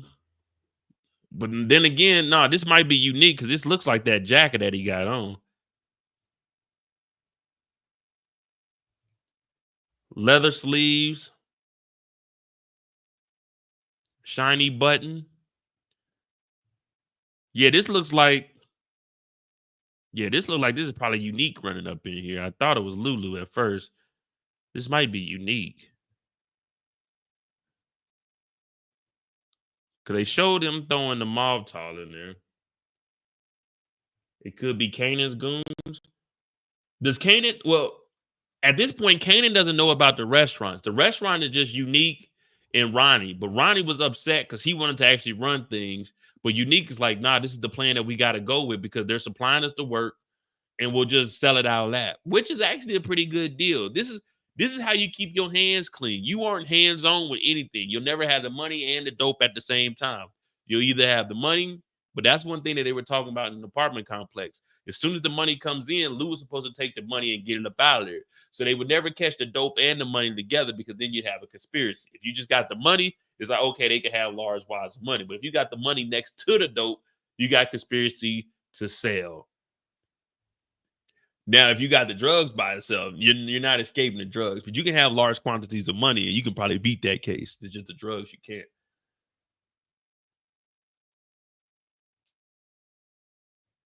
Unique getting his revenge. That's what it looks like. It looks like whoever threw this, Unique finds out who they are. And that might be, oh, this might be the warehouse. So let's say Unique and them are coming in the warehouse, boom, boom, boom, bucking. That's here right here. So they didn't clear out the warehouse. They might be finding like the drugs or wait, was this a black kid? Okay, it is a black kid. I was gonna say maybe it's one of the Asians, but why would the Asians be burning down their own shit? So it's probably got to be some of Kanan's goons.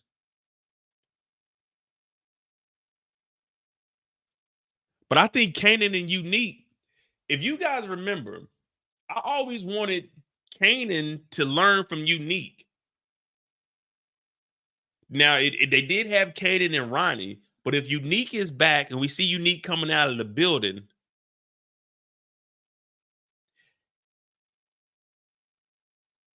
wait a minute.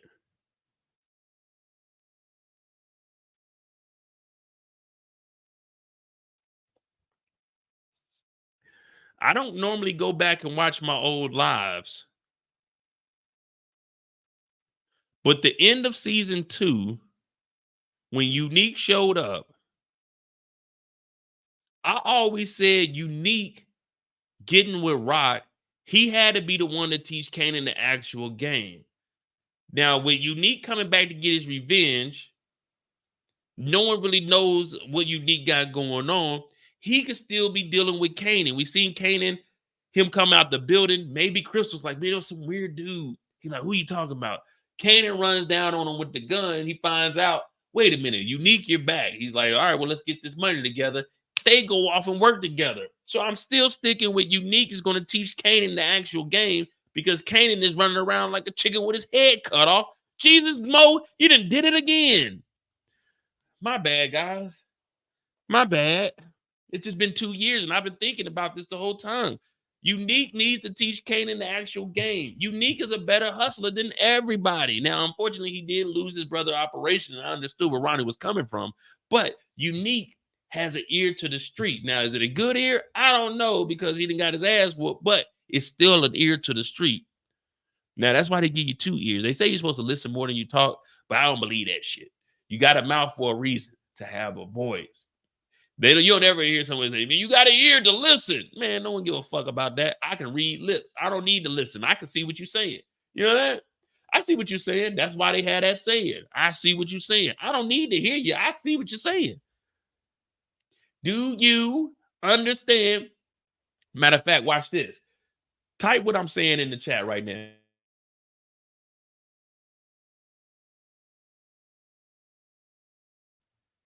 What did I just say?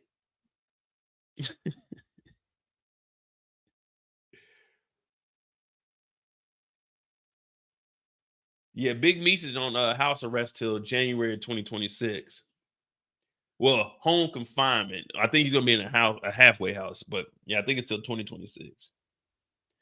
Exactly. Ty understood Chris Tucker. Do you understand the words that are coming out of my? You don't need to hear me say it. You can see what I'm saying. So fuck all that. You got 2 ears. You need to listen more than you talk. Hell no. You have a voice. Speak. What do they say? Speak up. They don't ever say speak down. They say listen a little more, but they always tell you to speak up or use your inside voice. I don't know what the inside voice is. My inside voice could be from right here. Well, this is how I normally talk. Now, I do take it up an octave because I try to be entertaining, but normally this is how I talk. Yeah, I exaggerate my voice and everything, but this is normally how my voice is. But when I talk on here, I talk like this. It's a little bit higher pitched, but normally I talk like this. Slower, chill. I might make some jokes and shit, but other than that, when I get on here, I gotta entertain because ain't no one trying to hear Barry White on this bitch. They want to hear Raising Kanan. So I gotta talk a little bit louder. I gotta take it up an octave. But okay, they're burning down the Golden Pavilion. They're getting some revenge. And the last thing we're gonna talk about is because I think this is Ronnie coming. I'm not Ronnie. Unique coming in here, and they might be in that warehouse here.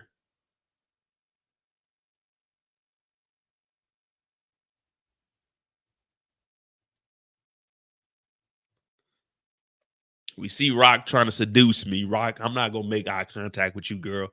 Get out of here. Boom. All right.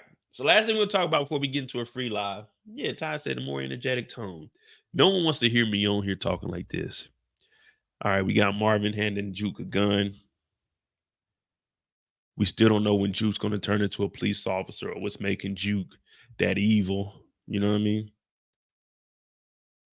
I do feel like Marvin is a good father when he can be. He made some mistakes, but we're all human. Everyone makes mistakes, and if you don't, then I mean, I guess you could call yourself better than us, but for the most part, we're all the same. I'm only human after all. I'm only human after all. Don't put the blame on me. But we see Marvin handing Jukebox that Thule. And whenever someone hands you a Thule for the first time, it's basically your introduction into the game. Now, my first Thule was a legitimate Thule because, you know, I didn't want to be walking around with a dirty Thule. And I knew I wasn't going to be doing any illicit activities. So, you know, I got my license, concealed to carry. I went to the range, got me, you know what I'm saying, got me a little bang bang. But Jukebox got the Carhartt on. Now in Kansas City, a Carhartt means one thing. Carhartt means stay away. See, in Kansas City, we were different. Like New York, you got Timbs and shit. Some people wore Timbs, but they didn't really wear Timbs. But if someone had a Carhartt jacket on, they wore that like how the kids are wearing hoodies and shit now in the summer. In Kansas City, they wore Carhartts in the summer. In the winter, it didn't matter because they swore, oh, it keeps you cool in the snow. It didn't. That shit'll have you sweating. It'll have you sweating.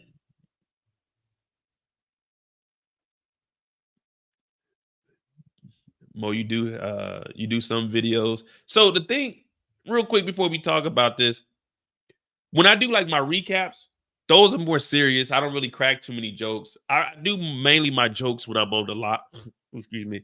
When I'm on my lives, I do my jokes and stuff. When I do recaps or if I'm doing articles, it's more serious. I do want to joke around in them, but I don't know if people want to hear me joke. Because if I start joking around, I'll get carried. I'm trying to keep those videos 8 to 10 minutes long. But if I start joking, it's going to turn into 25 minutes. I'll start going all the way off path. I'll start talking about all kinds of. So I try to stay focused on those because the way my mind works is like as soon as it's like ball, you know, like a little dog. Like, man, if I start making jokes, then I'll start talking about other stuff. So I try not to joke when I do my recaps or my videos. because I'll be sitting here for hours just talking about all kinds of stuff that doesn't really necessarily deal with the topic at hand. I mean, I can link it back, but I'll get lost. I'll get lost in the sauce. So I try to keep it serious. Well, I won't say serious, but straight to the point.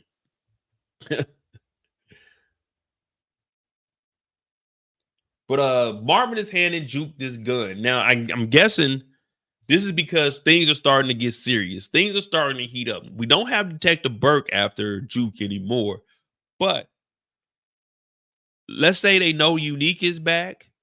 People are burning down the shops. Now they're dealing with the actual Buckley and Roland. So I think this is more of Marvin letting Jukebox know, hey, you're with our family. This is what's going on out here. You see how Kanan living raw.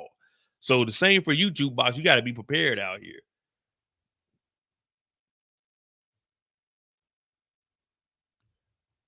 What would you think the reason for Marvin to give Jukebox the gun?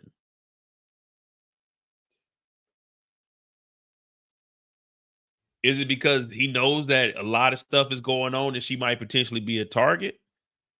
Or is Juke asking for it? Like, hey, I need me some protection. If you guys are going to be doing this, because her and Marvin, they built their relationship. They have fixed it to a certain extent. They have fixed it to there's baby steps, but they did get closer, especially with the group.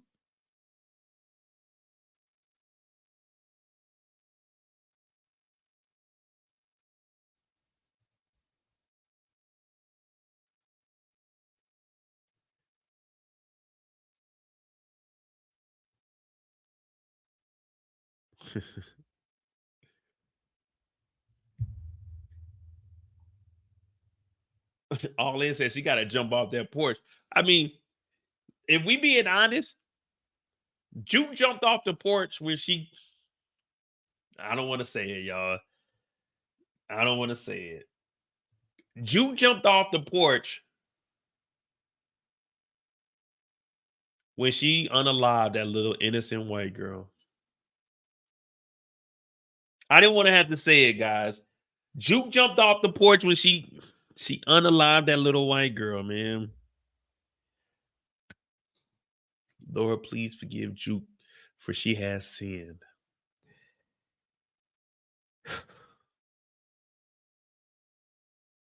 Little Nikki did not deserve that. She deserved better.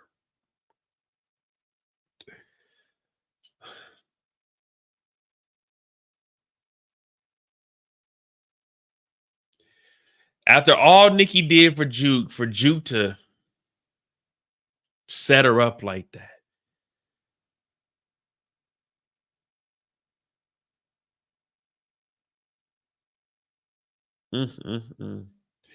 Look, Cam want me to break it down. Well, if you want the truth about Jukebox and how Jukebox was flooding the street with faulty Critnat, well, let me take you back in the time. There was a point where Kanan thought that he was actually prepared for the game. But Kanan wasn't really prepared for it. Jukebox robbed Kanan. Now, remember, Kanan cooked up a batch that left 14 bodies all along the interstate. What is it, I-95? I-95 go up and down the East Coast? Or is it I-90? I think it's 95 from New York down to Miami. I think that's 95. I could be wrong. Well, Kanan cooked up some bad dope. Kanan wasn't nothing but 15, 16, maybe 15, maybe no chemistry. No. And Jukebox stole some rocks from Kanan. Now, one thing we know about Jukebox is she's a professional thief. Sometimes she knows some people that know some people that know some people. And sometimes she goes straight to some of those people and gets it straight off the truck. Well, she took some of the work from Kanan and put it in her book bag. Now, this is 1991, 92. When when did the slogan "crack is whack" come out? Does anyone have a date off the top of their mind? Like off the top of your dog, when all in talking about she's a self-starter. You can't put that on no application. Yeah, I'm a self-starter. You know, I find stuff that fall off of trucks and I resell it for a marked up value. When did the crack is whack slogan come out? Let me see. Crack is whack slogan. 1986. Okay, 1986 is when Crack is Whack came out. Well, Jukebox knew. Just follow me. I'm not gonna make up anything. You know, one thing I don't do. You guys will sit here and listen to me 3-4 hours. I don't make any of this up. I'm only telling you what I saw on my screen. Nicole was infatuated with that hood life. You know what I mean? Nicole seeing where Juke came from and wanted to be in that lifestyle. Juke knew that Nicole really wanted to see how it was, come and see where she's at. But what did Juke do? Juke kept little Nikki. We're gonna call her little Nikki. We're not gonna call her Nicole because this is a young, innocent white girl right here. When we were growing up, I don't know about y'all, but my parents told me, don't fuck with them white folk. Don't go over there fuck with them white folk. Now, Jukebox, I don't know how it was in New York, but in Kansas City, it's kind of like whites and then black, you know what I mean? One of my neighbors called me a nigga when I was like 13. I slapped the hell out of that motherfucker. He ain't never do that shit again. But Juke knew that little Nikki wanted to know what was going on in the hood, or should I say, what's good in the hood. But Juke said, nah, I don't want you involved with none of that. Stay away from that. But one day, Juke decides to go over to little Nikki's house, whose family brought her in, who was already against having a nigga in the house. Well, the dad didn't really care too much, but the mama kind of knew, don't bring that nigga shit into the house. Well, guess what? This nigga brought some nigga shit into the house, some crack cocaine.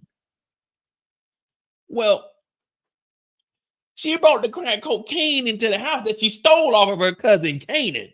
Now, we know that Juke got sticky fingers because that Ralph Lauren she was rocking, she ain't paid for it.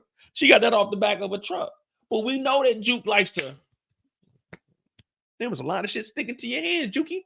So Juke goes over there with a little valve, just a little valve, but just enough to get you to where you need to be. Now, little Nikki, innocent, hasn't hurt a fly in her life. There's a spider in the house. Her mom tried to kill the spider. This is a true story. Her mom tried to kill the spider. Little Nikki said, Mama, no, it's a living creature. She got a little jar, collected the spider, took the spider outside and set it on a tree branch so the spider could still live. That's what little Nikki was doing. Well, Juke brought that nigga shit over there. First of all, her name is Jukebox. I don't know. Ain't no jukeboxes in my house. We got us a 45 over here. We got us a nice little 8-track player. We ain't got no jukeboxes over here. Don't be bringing no jukebox in my house now. Well, she brings that crack cocaine over there, and we already know that little Nikki is easily influenced by the hood shit. She wanted to be in rap videos. She wanted to produce Jukebox career. But then little Nikki goes into her bag because this is their girlfriend and girlfriend. They're getting close. And inside of Jukebox bag, there was a little bitty valve. I'm trying to fight back the tears right now, guys. I'm getting choked up, pause. But this is tough to even talk about. But inside of that backpack,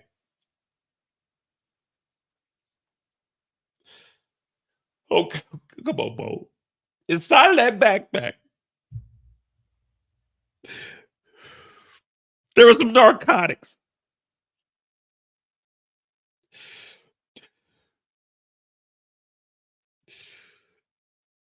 And little Nikki didn't know what it was. And she just thought,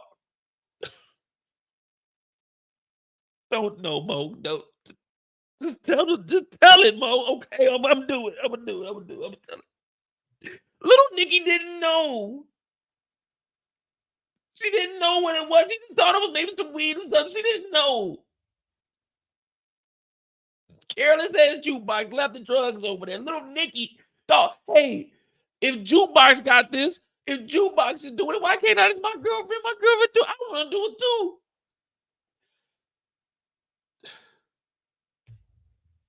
This is tougher than I thought it was gonna be.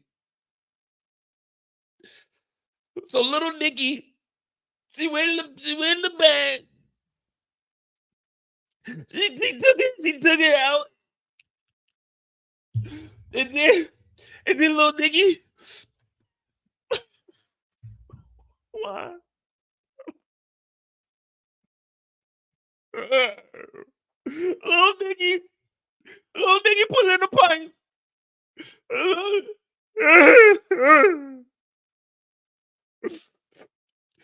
If Jukebox does it, I love Jukebox. Oh, I don't want to relive it. I'm sorry. I don't want to relive this, but I gotta tell y'all.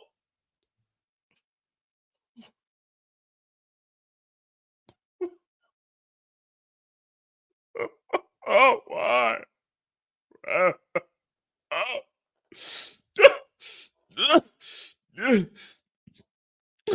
If Jukebox can do it, I can do it too.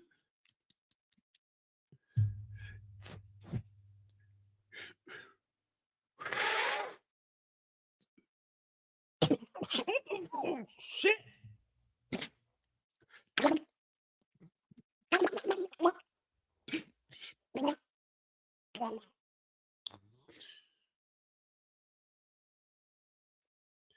R.I.P.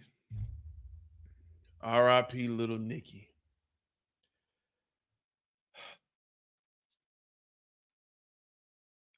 You see, these are real tears here, y'all.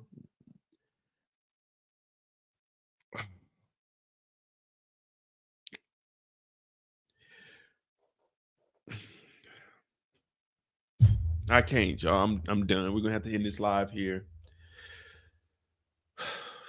We're gonna have to end this live here, man.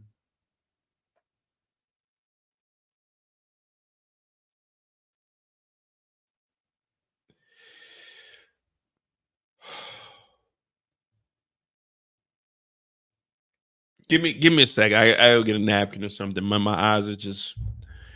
I'm going through it right now. Hit that like button. Hit that subscribe button. I just can't believe this is happening to us.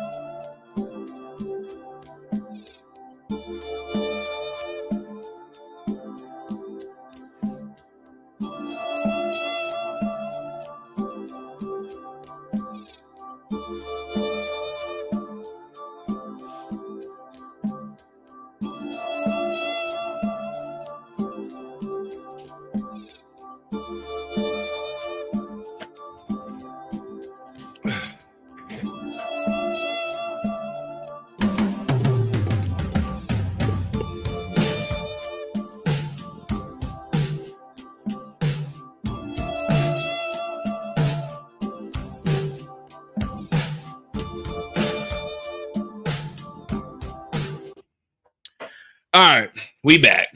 R.I.P. Little Nicky. Jukebox did that. Marvin has handed Jukebox a gun, and we see Jukebox up in that pole with that Pittsburgh Steelers jersey on. All right, there we go, man. So who y'all think Jukebox got this gun on? Who y'all think Jukebox got this Thule on?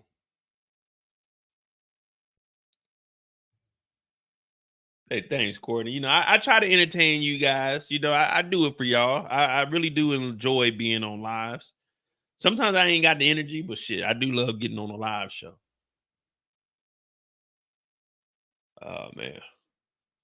You gotta get rid of these tears, man. When you crying real tears, man, look, never be afraid, my brothers. Never be afraid to shed a tear. You know what I mean? Especially when you know that person didn't deserve that. Little Nicky didn't deserve that. No.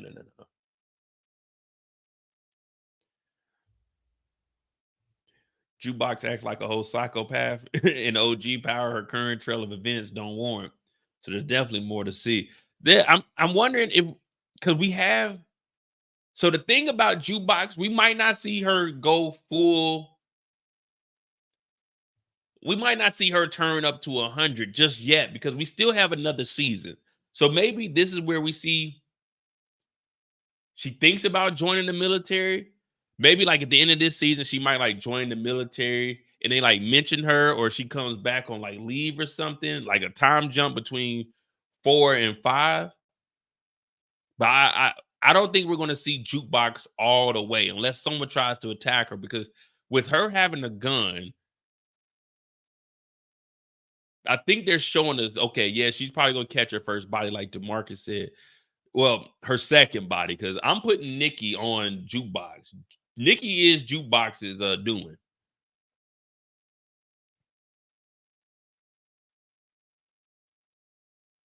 Maybe it's gradual. That's what I'm saying. I'm not sure we're gonna see. Maybe Jukebox like shoots at somebody, maybe catches a body. Well, maybe not necessarily catch a body. I could see Jukebox like shooting at somebody, and that would be the reason for her to get away from all of this. She's realizing that she might be in too deep at that point. It's like, okay, it kind of scares her off, and that's how we see Jukebox. I want to make a change, but in reality, she can't make a change because this is who she is. It's embedded in your bloodline.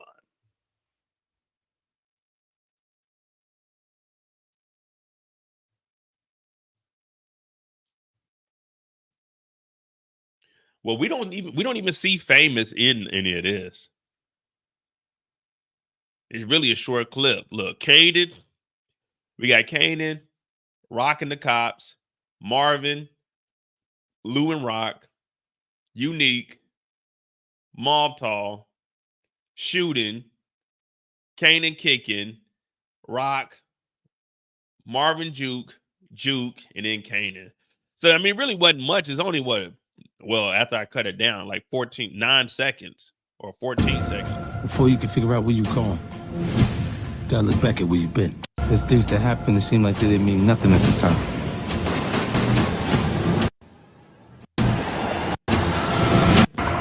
But then you realize they mean everything.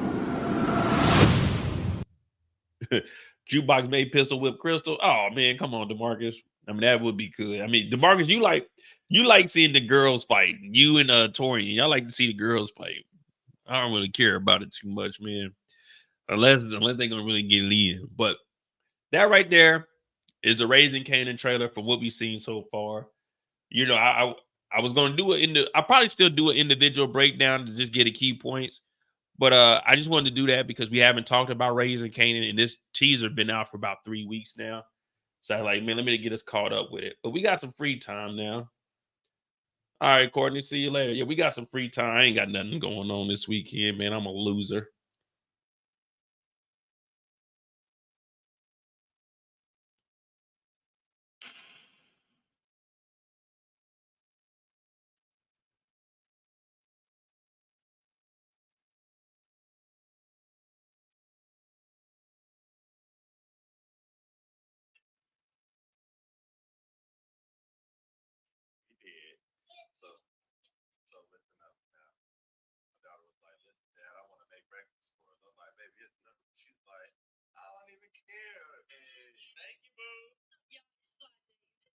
All right, man. Yeah.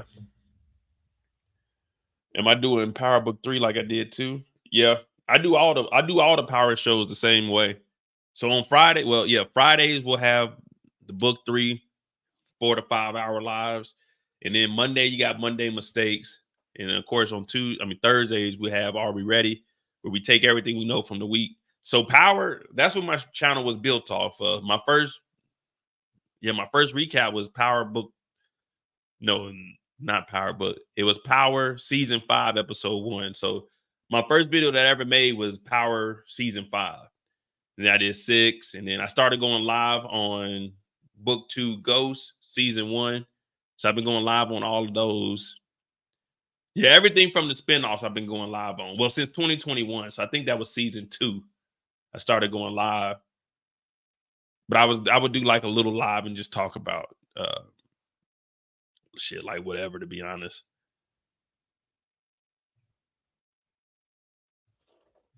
Let me see some YouTube.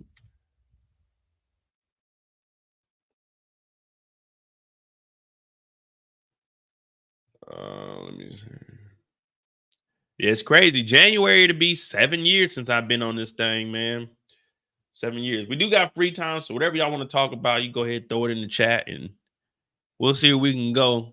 Yesterday, we did about 8 different trailers for different movies.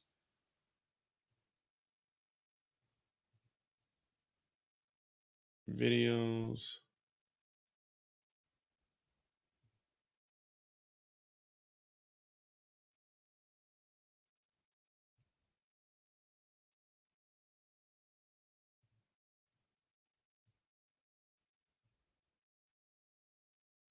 Snowfall spinoff. They got a snowfall spinoff. To get started in data analytics, you don't need previous experience. It's what's the name? What's the girl's name? The junkie. They're supposed to have a spinoff of her. I'm gonna show y'all something real quick.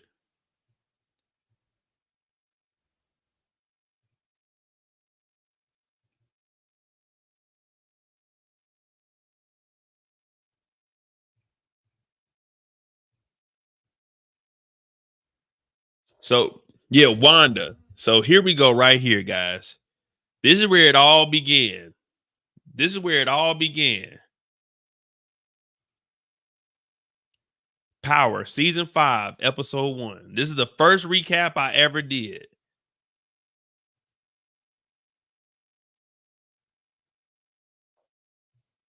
They say this is a big rich town.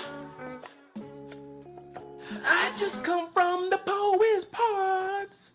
Hey man, we in the Mo Zone, and we're gonna do weekly reactions, commentary, and what the fuck I would do in those situations. So make sure you subscribe, turn your notifications on, and keep up with me. We're doing weekly episodes of Power. I usually get them a day early, so I should have them to you the same day that the show come out. Before we get started, I'm giving you a brief recap of what happened Season 1 through 4. And for those that ain't never watched Power, Ghost, he's the main dude. He a dope dealer living the black man's American dream. He sell big drugs. He own a club. He got a wife, some kids. He got a partner, a white boy sell dope for him. He got a side chick. She a police agent. He banging her down. He got an enemy named Kanan, 50 Cent. Turned out he a pretty cool dude, but he a grimy dude. Caught the nigga on fire. Long story short, he killed some niggas. Some niggas got killed on his team, and his daughter dead. And did I mention he fucking his side bitch? Now we in Season 5.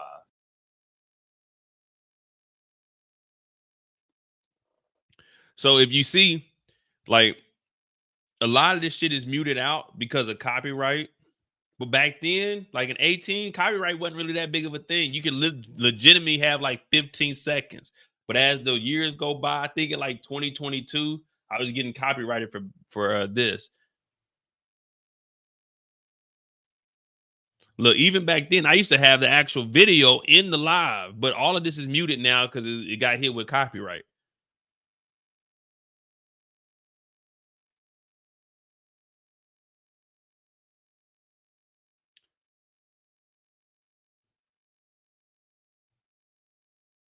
Look, the whole video is goddamn.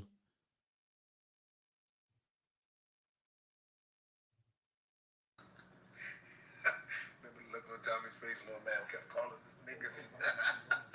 Remember that look? Yeah, you didn't know whether to join in. I slapped the fuck out the boy.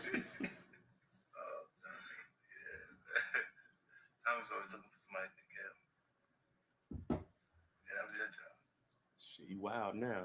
Do his own How thing. do you fun with these Italians? You think they got his back?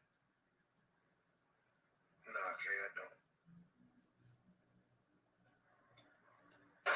What you two talking about? You. Let's go. You. Get it in, man.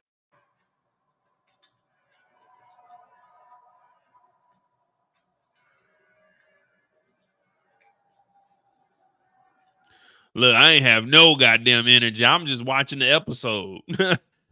I'm just watching the episode. I ain't even talking about shit.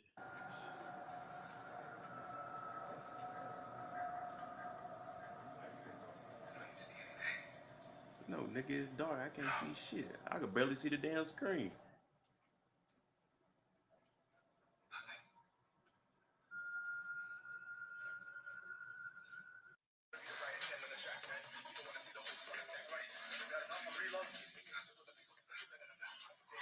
This is back when YouTube was good. You were able to watch shit on here. You could put like 15-second clips on here. Now, if you put anything over like fucking 4 seconds, copyright. God damn, bruh.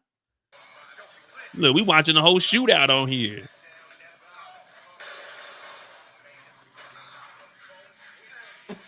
Caught that nigga ghost, bro.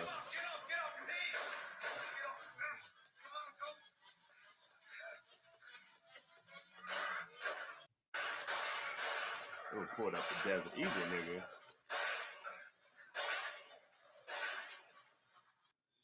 Shit, nigga. Episode 1. The rest of the season is on the way. Make sure you subscribe. Ollie and Yeah, so that there was my first recap I ever did. I ain't know what the fuck I was doing. I was just watching the show and I did like a little bit of commentary. But as you can see, over the years, I got a little bit better. I got a little more in depth. But back then, I used to just watch it and I was like, damn, okay, cool. But I was like, man, that ain't enough, man. Anyone can sit and just watch it. So I was like, man, I gotta tell the story because there's all kinds of shit. Even back then, I was watching. Like, I'm watching the detail. Okay, you got a Desert Eagle. Hey, what was that on that shelf back there? But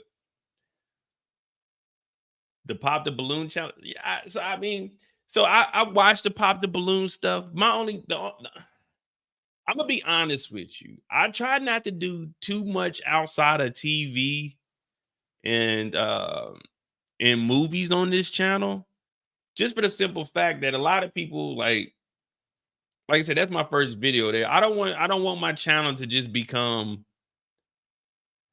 I mean, yeah, I could do the Pop the channel. I could watch that, and I'll definitely do numbers. But you know about me, do I enjoy the money? You better believe I do. But do I make a lot of money like off of YouTube? I've had months that I have, but for me, it's not really about the money. It's more of entertaining. But I don't want my audience to be just like a bunch of everything. Like if we start watching like Pop the Balloon shit on here, then it'd be people like asking like a relation. I don't really want to get into like that relationship lane. That's not really me. Cause I personally don't give a fuck. Like who you mess with is who you mess with. You're gonna have to experience shit in life like that. So I don't know if I really want to bring that onto my channel. Of course, that's just gonna do numbers, but you know what I mean? I definitely make it funny. I've watched them, but I don't know, man. I don't really, you know what I mean? I kind of, I don't know, man. You know, I could definitely do it. We could watch one live, but we start doing that. Then in the comments, it'd be, oh, you hate black women. I'm like, man, get that shit the fuck off my channel, man. This ain't even for that, man. I make fun of each and I don't care. I clown more niggas than a little bit on my channel. I clowned a woman one time, I remember I clowned, who'd I clown? Oh, I clowned old girl from Snowfall because she had a fucked up wig. Everybody in the comments, shut the fuck up. Get off my channel with that bullshit. I clown each and every, listen, I don't care if you black, you white, you tall, you short, you in shape, you out of shape. I don't care what your orientation is, what your preference is. If you fuck up, I'm clowning you. Just like y'all clown me for whatever I do. So I don't really want all of that on here. And then you have like random people that find the channel. Hey, shut the fuck up. Get the fuck out of my comments. Now, I don't delete any comments. Unless it's a spoiler comment, I don't delete comments. I don't do none of that shit. I'm not blocking nobody unless they spamming. I just don't give a fuck about none of that shit. Like, at the end of the day, if YouTube is wiped away from me, guess what? Rent still due on the 1st. I'm still going to be comfortable in life. I'm still going to go on. I just do this shit because it's therapeutic for me. But I'm not about to have people in the chat. Shut the fuck up. Go talk to your mama about that shit. I don't give a fuck. This shit is all in. I don't take nothing on this damn YouTube series. This is not real life, but you know how it is. Yeah, Kendall V7, man, there's motherfucking the V17 motherfuckers. You're clowning black women. I clown niggas too. I clown niggas more than anybody.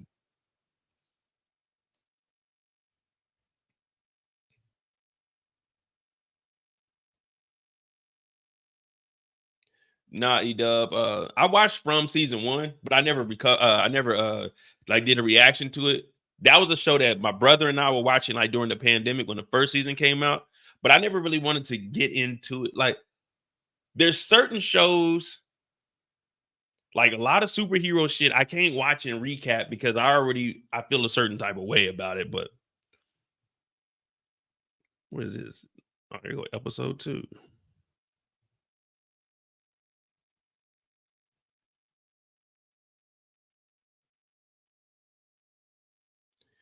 Yeah, they don't like when I call Rock a snitch, but I can call every other character a snitch. Listen, if you don't like what I say, get the fuck out of here. Get the fuck out of here.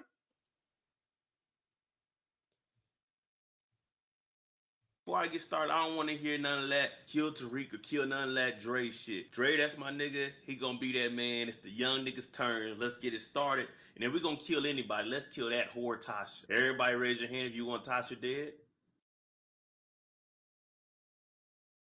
So this is right when I got out the military too. I got out in December and this shit was like in January. Man, this is when power was good too. Man, hopefully some action early in this shit, bro. See, I was living in Arizona. This is when I was in Phoenix. So it was always hot out there. It's January. It was already 90 degrees. So, you know, I'm always in a tank top. You know, look at that physique though. Damn, man. Let me tell you something. Let me tell y'all something. 32-year-old Mo might knock a nigga out.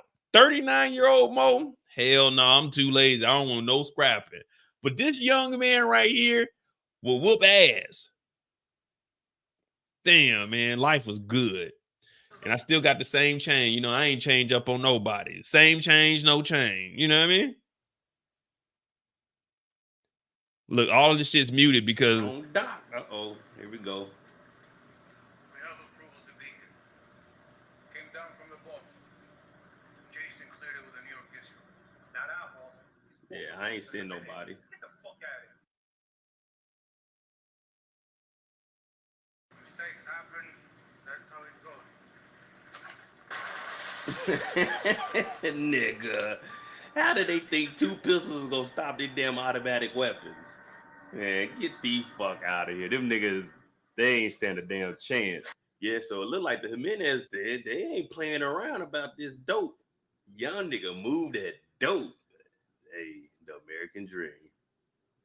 Hush, Keisha. Keisha, it's better that you don't know.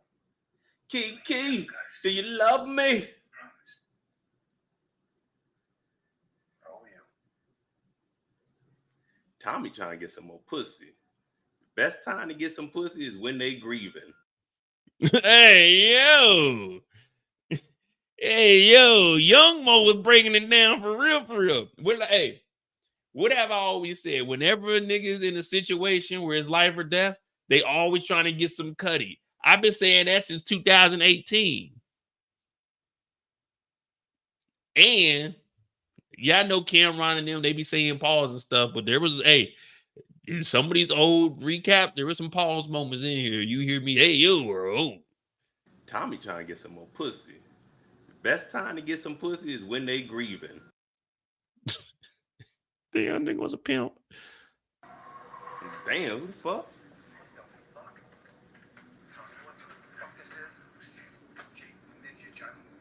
Oh, shit. That's who got popped at the docks, huh? I thought I told you to stop working with ghosts. Hey, what's up, Jay? I was just about to call you. You know, I got your money. Shut the fuck up. Bitch. Now you owe me $2 million. Woohoo. 2 million? A problem? You gonna kill the Jimenez? If that's what it takes. Uh-oh. So this nigga Tommy goddamn lost the $2 million when the motherfuckers got killed at the beginning. Now he want to kill him. Man, these niggas in way over their head, if you ask me. But who asking me? Since you can't seem to do business without Ghost, you're gonna kill the Jimenez together. And who the fuck is this guy? Who is this nigger? Well, old friend, now you're in it too. Hey, the three amigos, we back, baby. Tommy, Ghost, Kanan. You know when the shipment comes in. Yeah. See, this is what I'm talking about. This is what needs to be done right here, right now. Shit's getting interesting. Cause I just believe that my nigga Dre, he need to go ahead and wipe all three of these old niggas out ASAP, nigga. New York is ours, nigga. Dre was a cool character. I fucked with Dre back then. Tariq is a gangster, whether y'all like it or not. He cold. What I say? Everybody was like, they didn't want to see a spinoff of Tariq.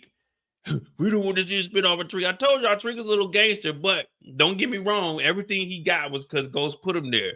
But see, I was calling this shit out way before anybody else was doing this shit. I told y'all Tariq was a gangster in season 5.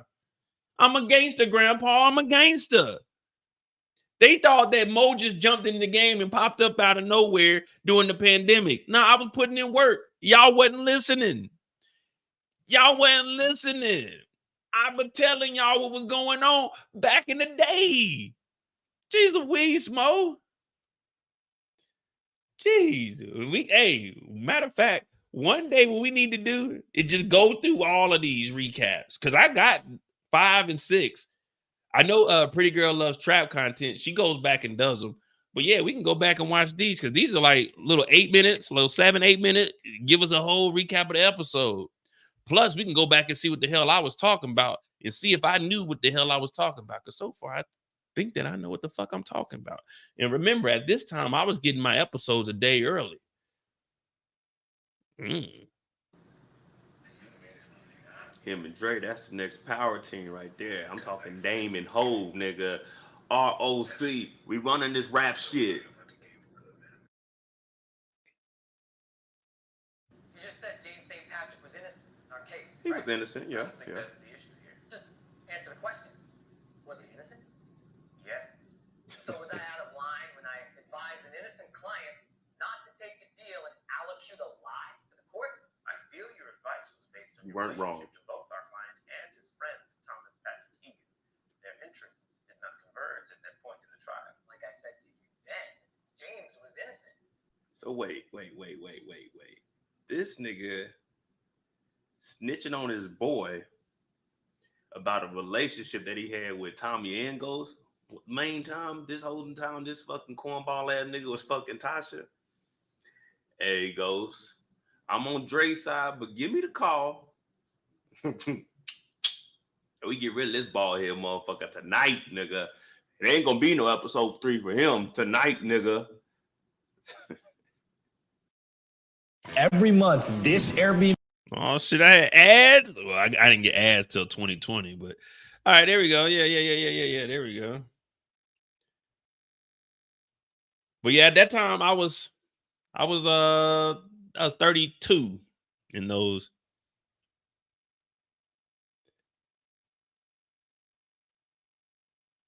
Yeah, back then I didn't go live till 20.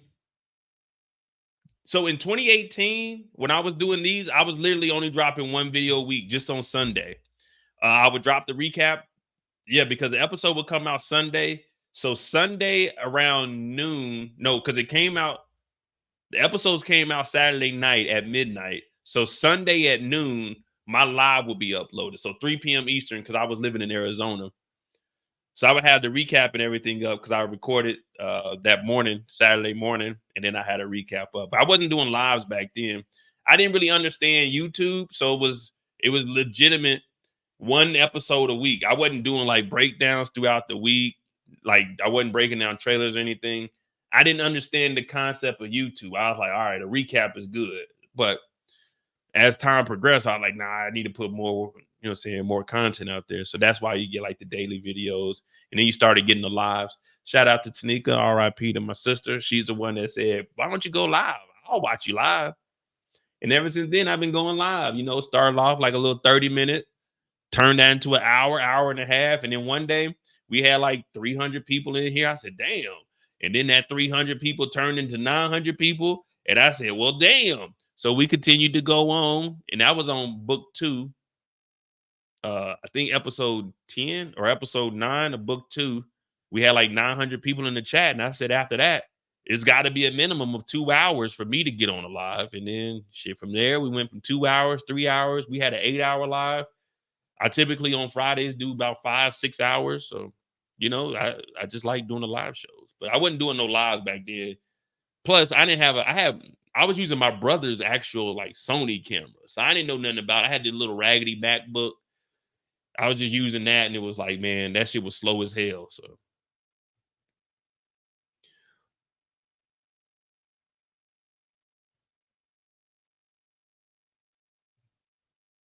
what up, Brillo? You on Dre's side? Yeah, Dre was cool. I fuck with Dre. Dre was cool. I liked how, you know, I always got to go against the hero. And I was trying to see if Dre could finesse his way through it. Now, Dre did survive a little longer than I expected him to. But yeah, I knew Tariq was a gangster. Well, he wasn't really a gangster, but he had the gangster tendencies. But that's easy when you got the protection behind you.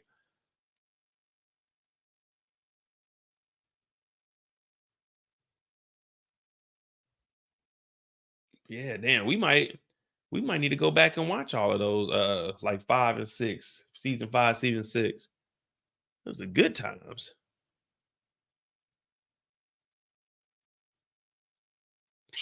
Damn.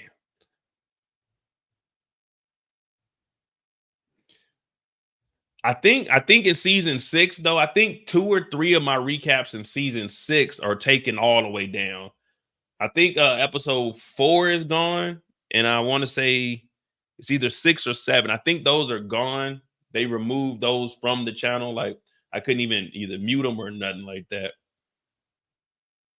Yeah, I think they whooped my ass and took those away. 1, 2, 3, 4, 5. Oh, so in season 5, I don't have episode 6.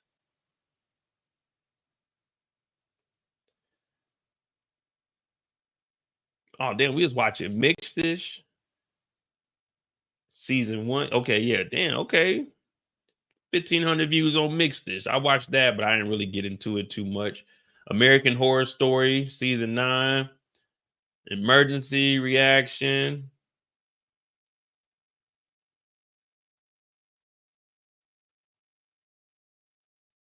Okay, episode 6, I got episode 8, 9, 10.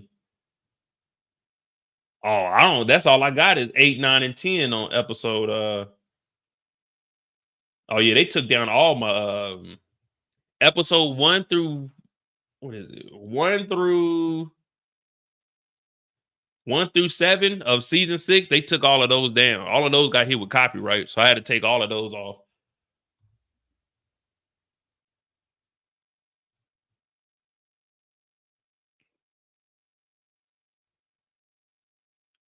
Damn, we used to watch All American on here, season 2.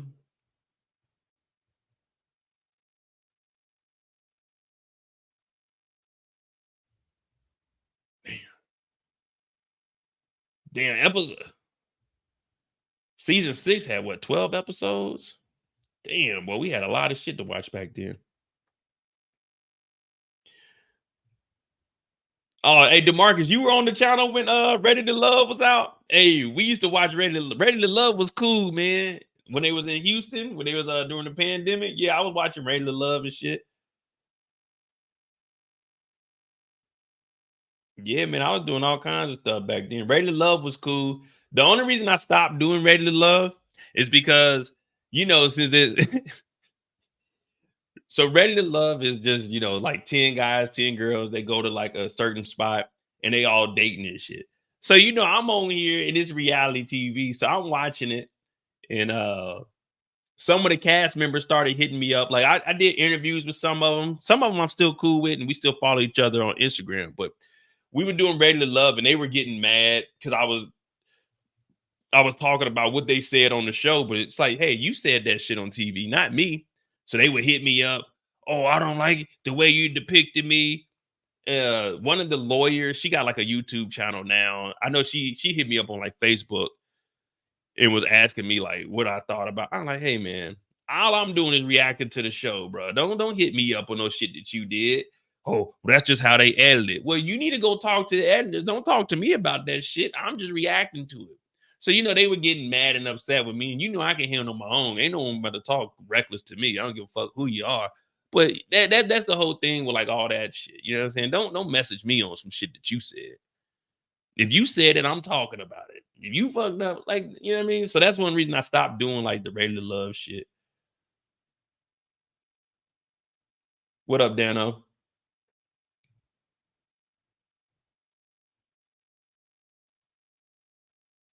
Yeah, I did All American. I did All American all the way up until when they graduated. So I did season. Did I do season 1? I think I did starting on season 2. I did season 2, 3, 4, and then I think 4 I was done once they graduated. But yeah, Ready to Love. I like Ready to Love. Actually, nephew Tommy, he didn't reach out to me, but I think he liked one of my Facebook lives that I was doing when we was talking about the show. Well, his page did. Look up Rumble Pack Podcast. Bel Air is canceled? Nah, Bel Air just finished the season. Ty, when is it? We don't know right now. They just said the winter. So at the end of the trailer, let me see. Rumble Pack Podcast. I'll look there. Give me a second, Dan. I gotta. We don't know when it's going to be. Now, what are the dates for winter? Look, this is all they say. Raising Kanan this winter. What is the date of winter? When is winter? What are the dates for winter? December 21st to March 20th. So in between, at least after Christmas, if they're going to say this winter. So probably after Christmas, maybe like early January, maybe. I was saying they definitely going to have to do it after the holidays, unless they were going to break it off and give us the break and try to. Well, nah. They were probably going to start at the beginning of the year so they could start off quarter 1. Hey, quarter 1, we got the most signups for stars. Yeah, so winter is December 21st to March. And then Daniel said Rumble Pack Podcast. Man, what the... Well, Daniel actually gave us the other show. Rumble Pack.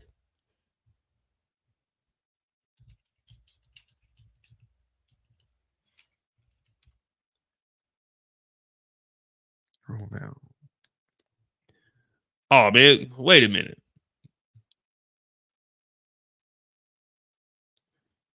What are they talking about? Like cartoons? What is this? Animation? I don't know. The Homo Epic Yarn is the most loved and hated part of video game characters.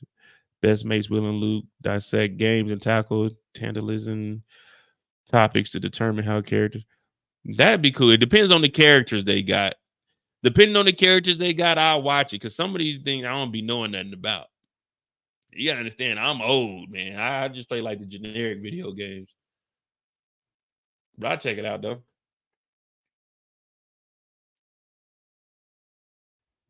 Let me see something. Well, we do got some free time. Let me see.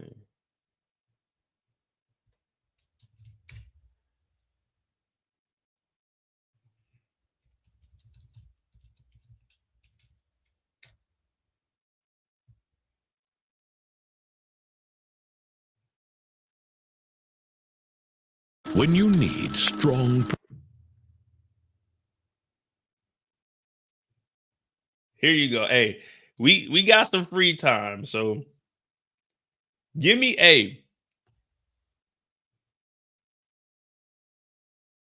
damn, it's an hour long. All right, let me ask you this.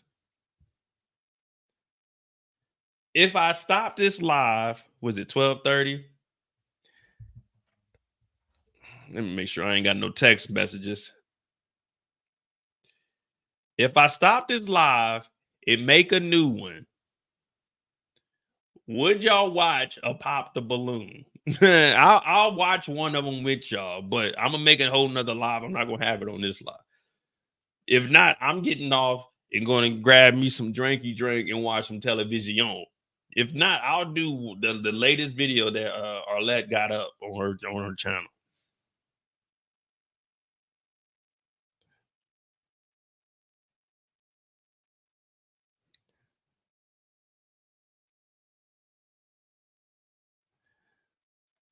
I'll watch one, but y'all, I got at least have like 30 or 40 people in there. Because if not, I'm not about to get on there and watch that for an hour when I can go lay down and kick it. You feel me? So Pop the Balloon is just where they got the people like lined up, and then if you fucking with them, you keep your balloon. If not, you pop it. But not the Gangs of London. Nah. So as far as the UK goes, I haven't really watched too many of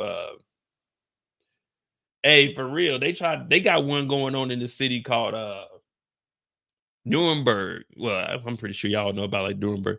They got one out there. They're like, Mo, you should go out there. I'm like, nigga, I'm 39. I'm not about to sit in no fucking line and pop no balloons. Be like some 23-year-old, 24-year-old. I'm like, nigga, please. So they can try to clown me on TV. Cause I do the clowning. Don't nobody clown me. Well, you can, but do it at your own risk. Do that at your own risk, because I clown back.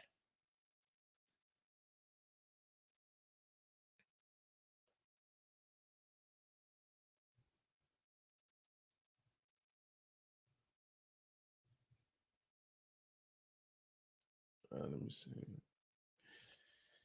Then it's raining too, man.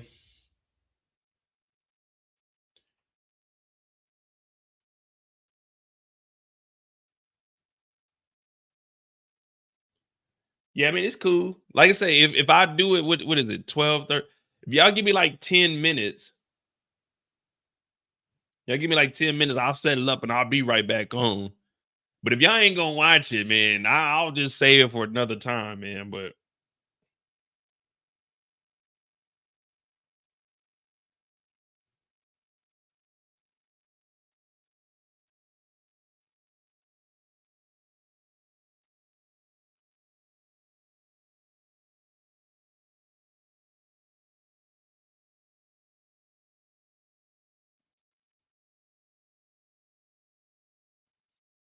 nah, man, 20 minutes to be 1 o'clock in the morning, man. Matter of fact, nah, we ain't doing that tonight, man. Well, I mean, I don't know.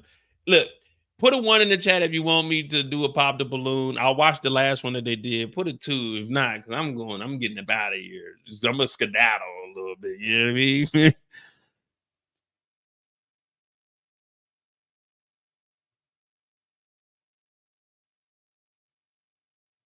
God damn, Google, I just deleted all of this. Man, so my Google talking about, man, I'm running out of space, man. Look, man.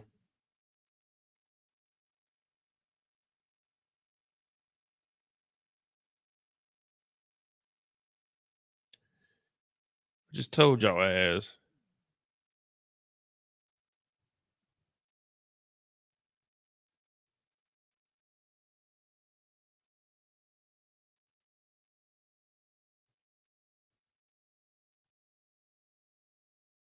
Delete all this shit off my damn phone, and here we are now. Trying to get right. Matter of fact, I'll do it tomorrow, man. I'm not, man. It's 1 o'clock, man. Let me enjoy my Friday, man. Let me enjoy my Friday, and if I get the courage, I might get up, man. I just don't know, man. The hour is a long time, man. The hour is gonna turn into like 2 hours.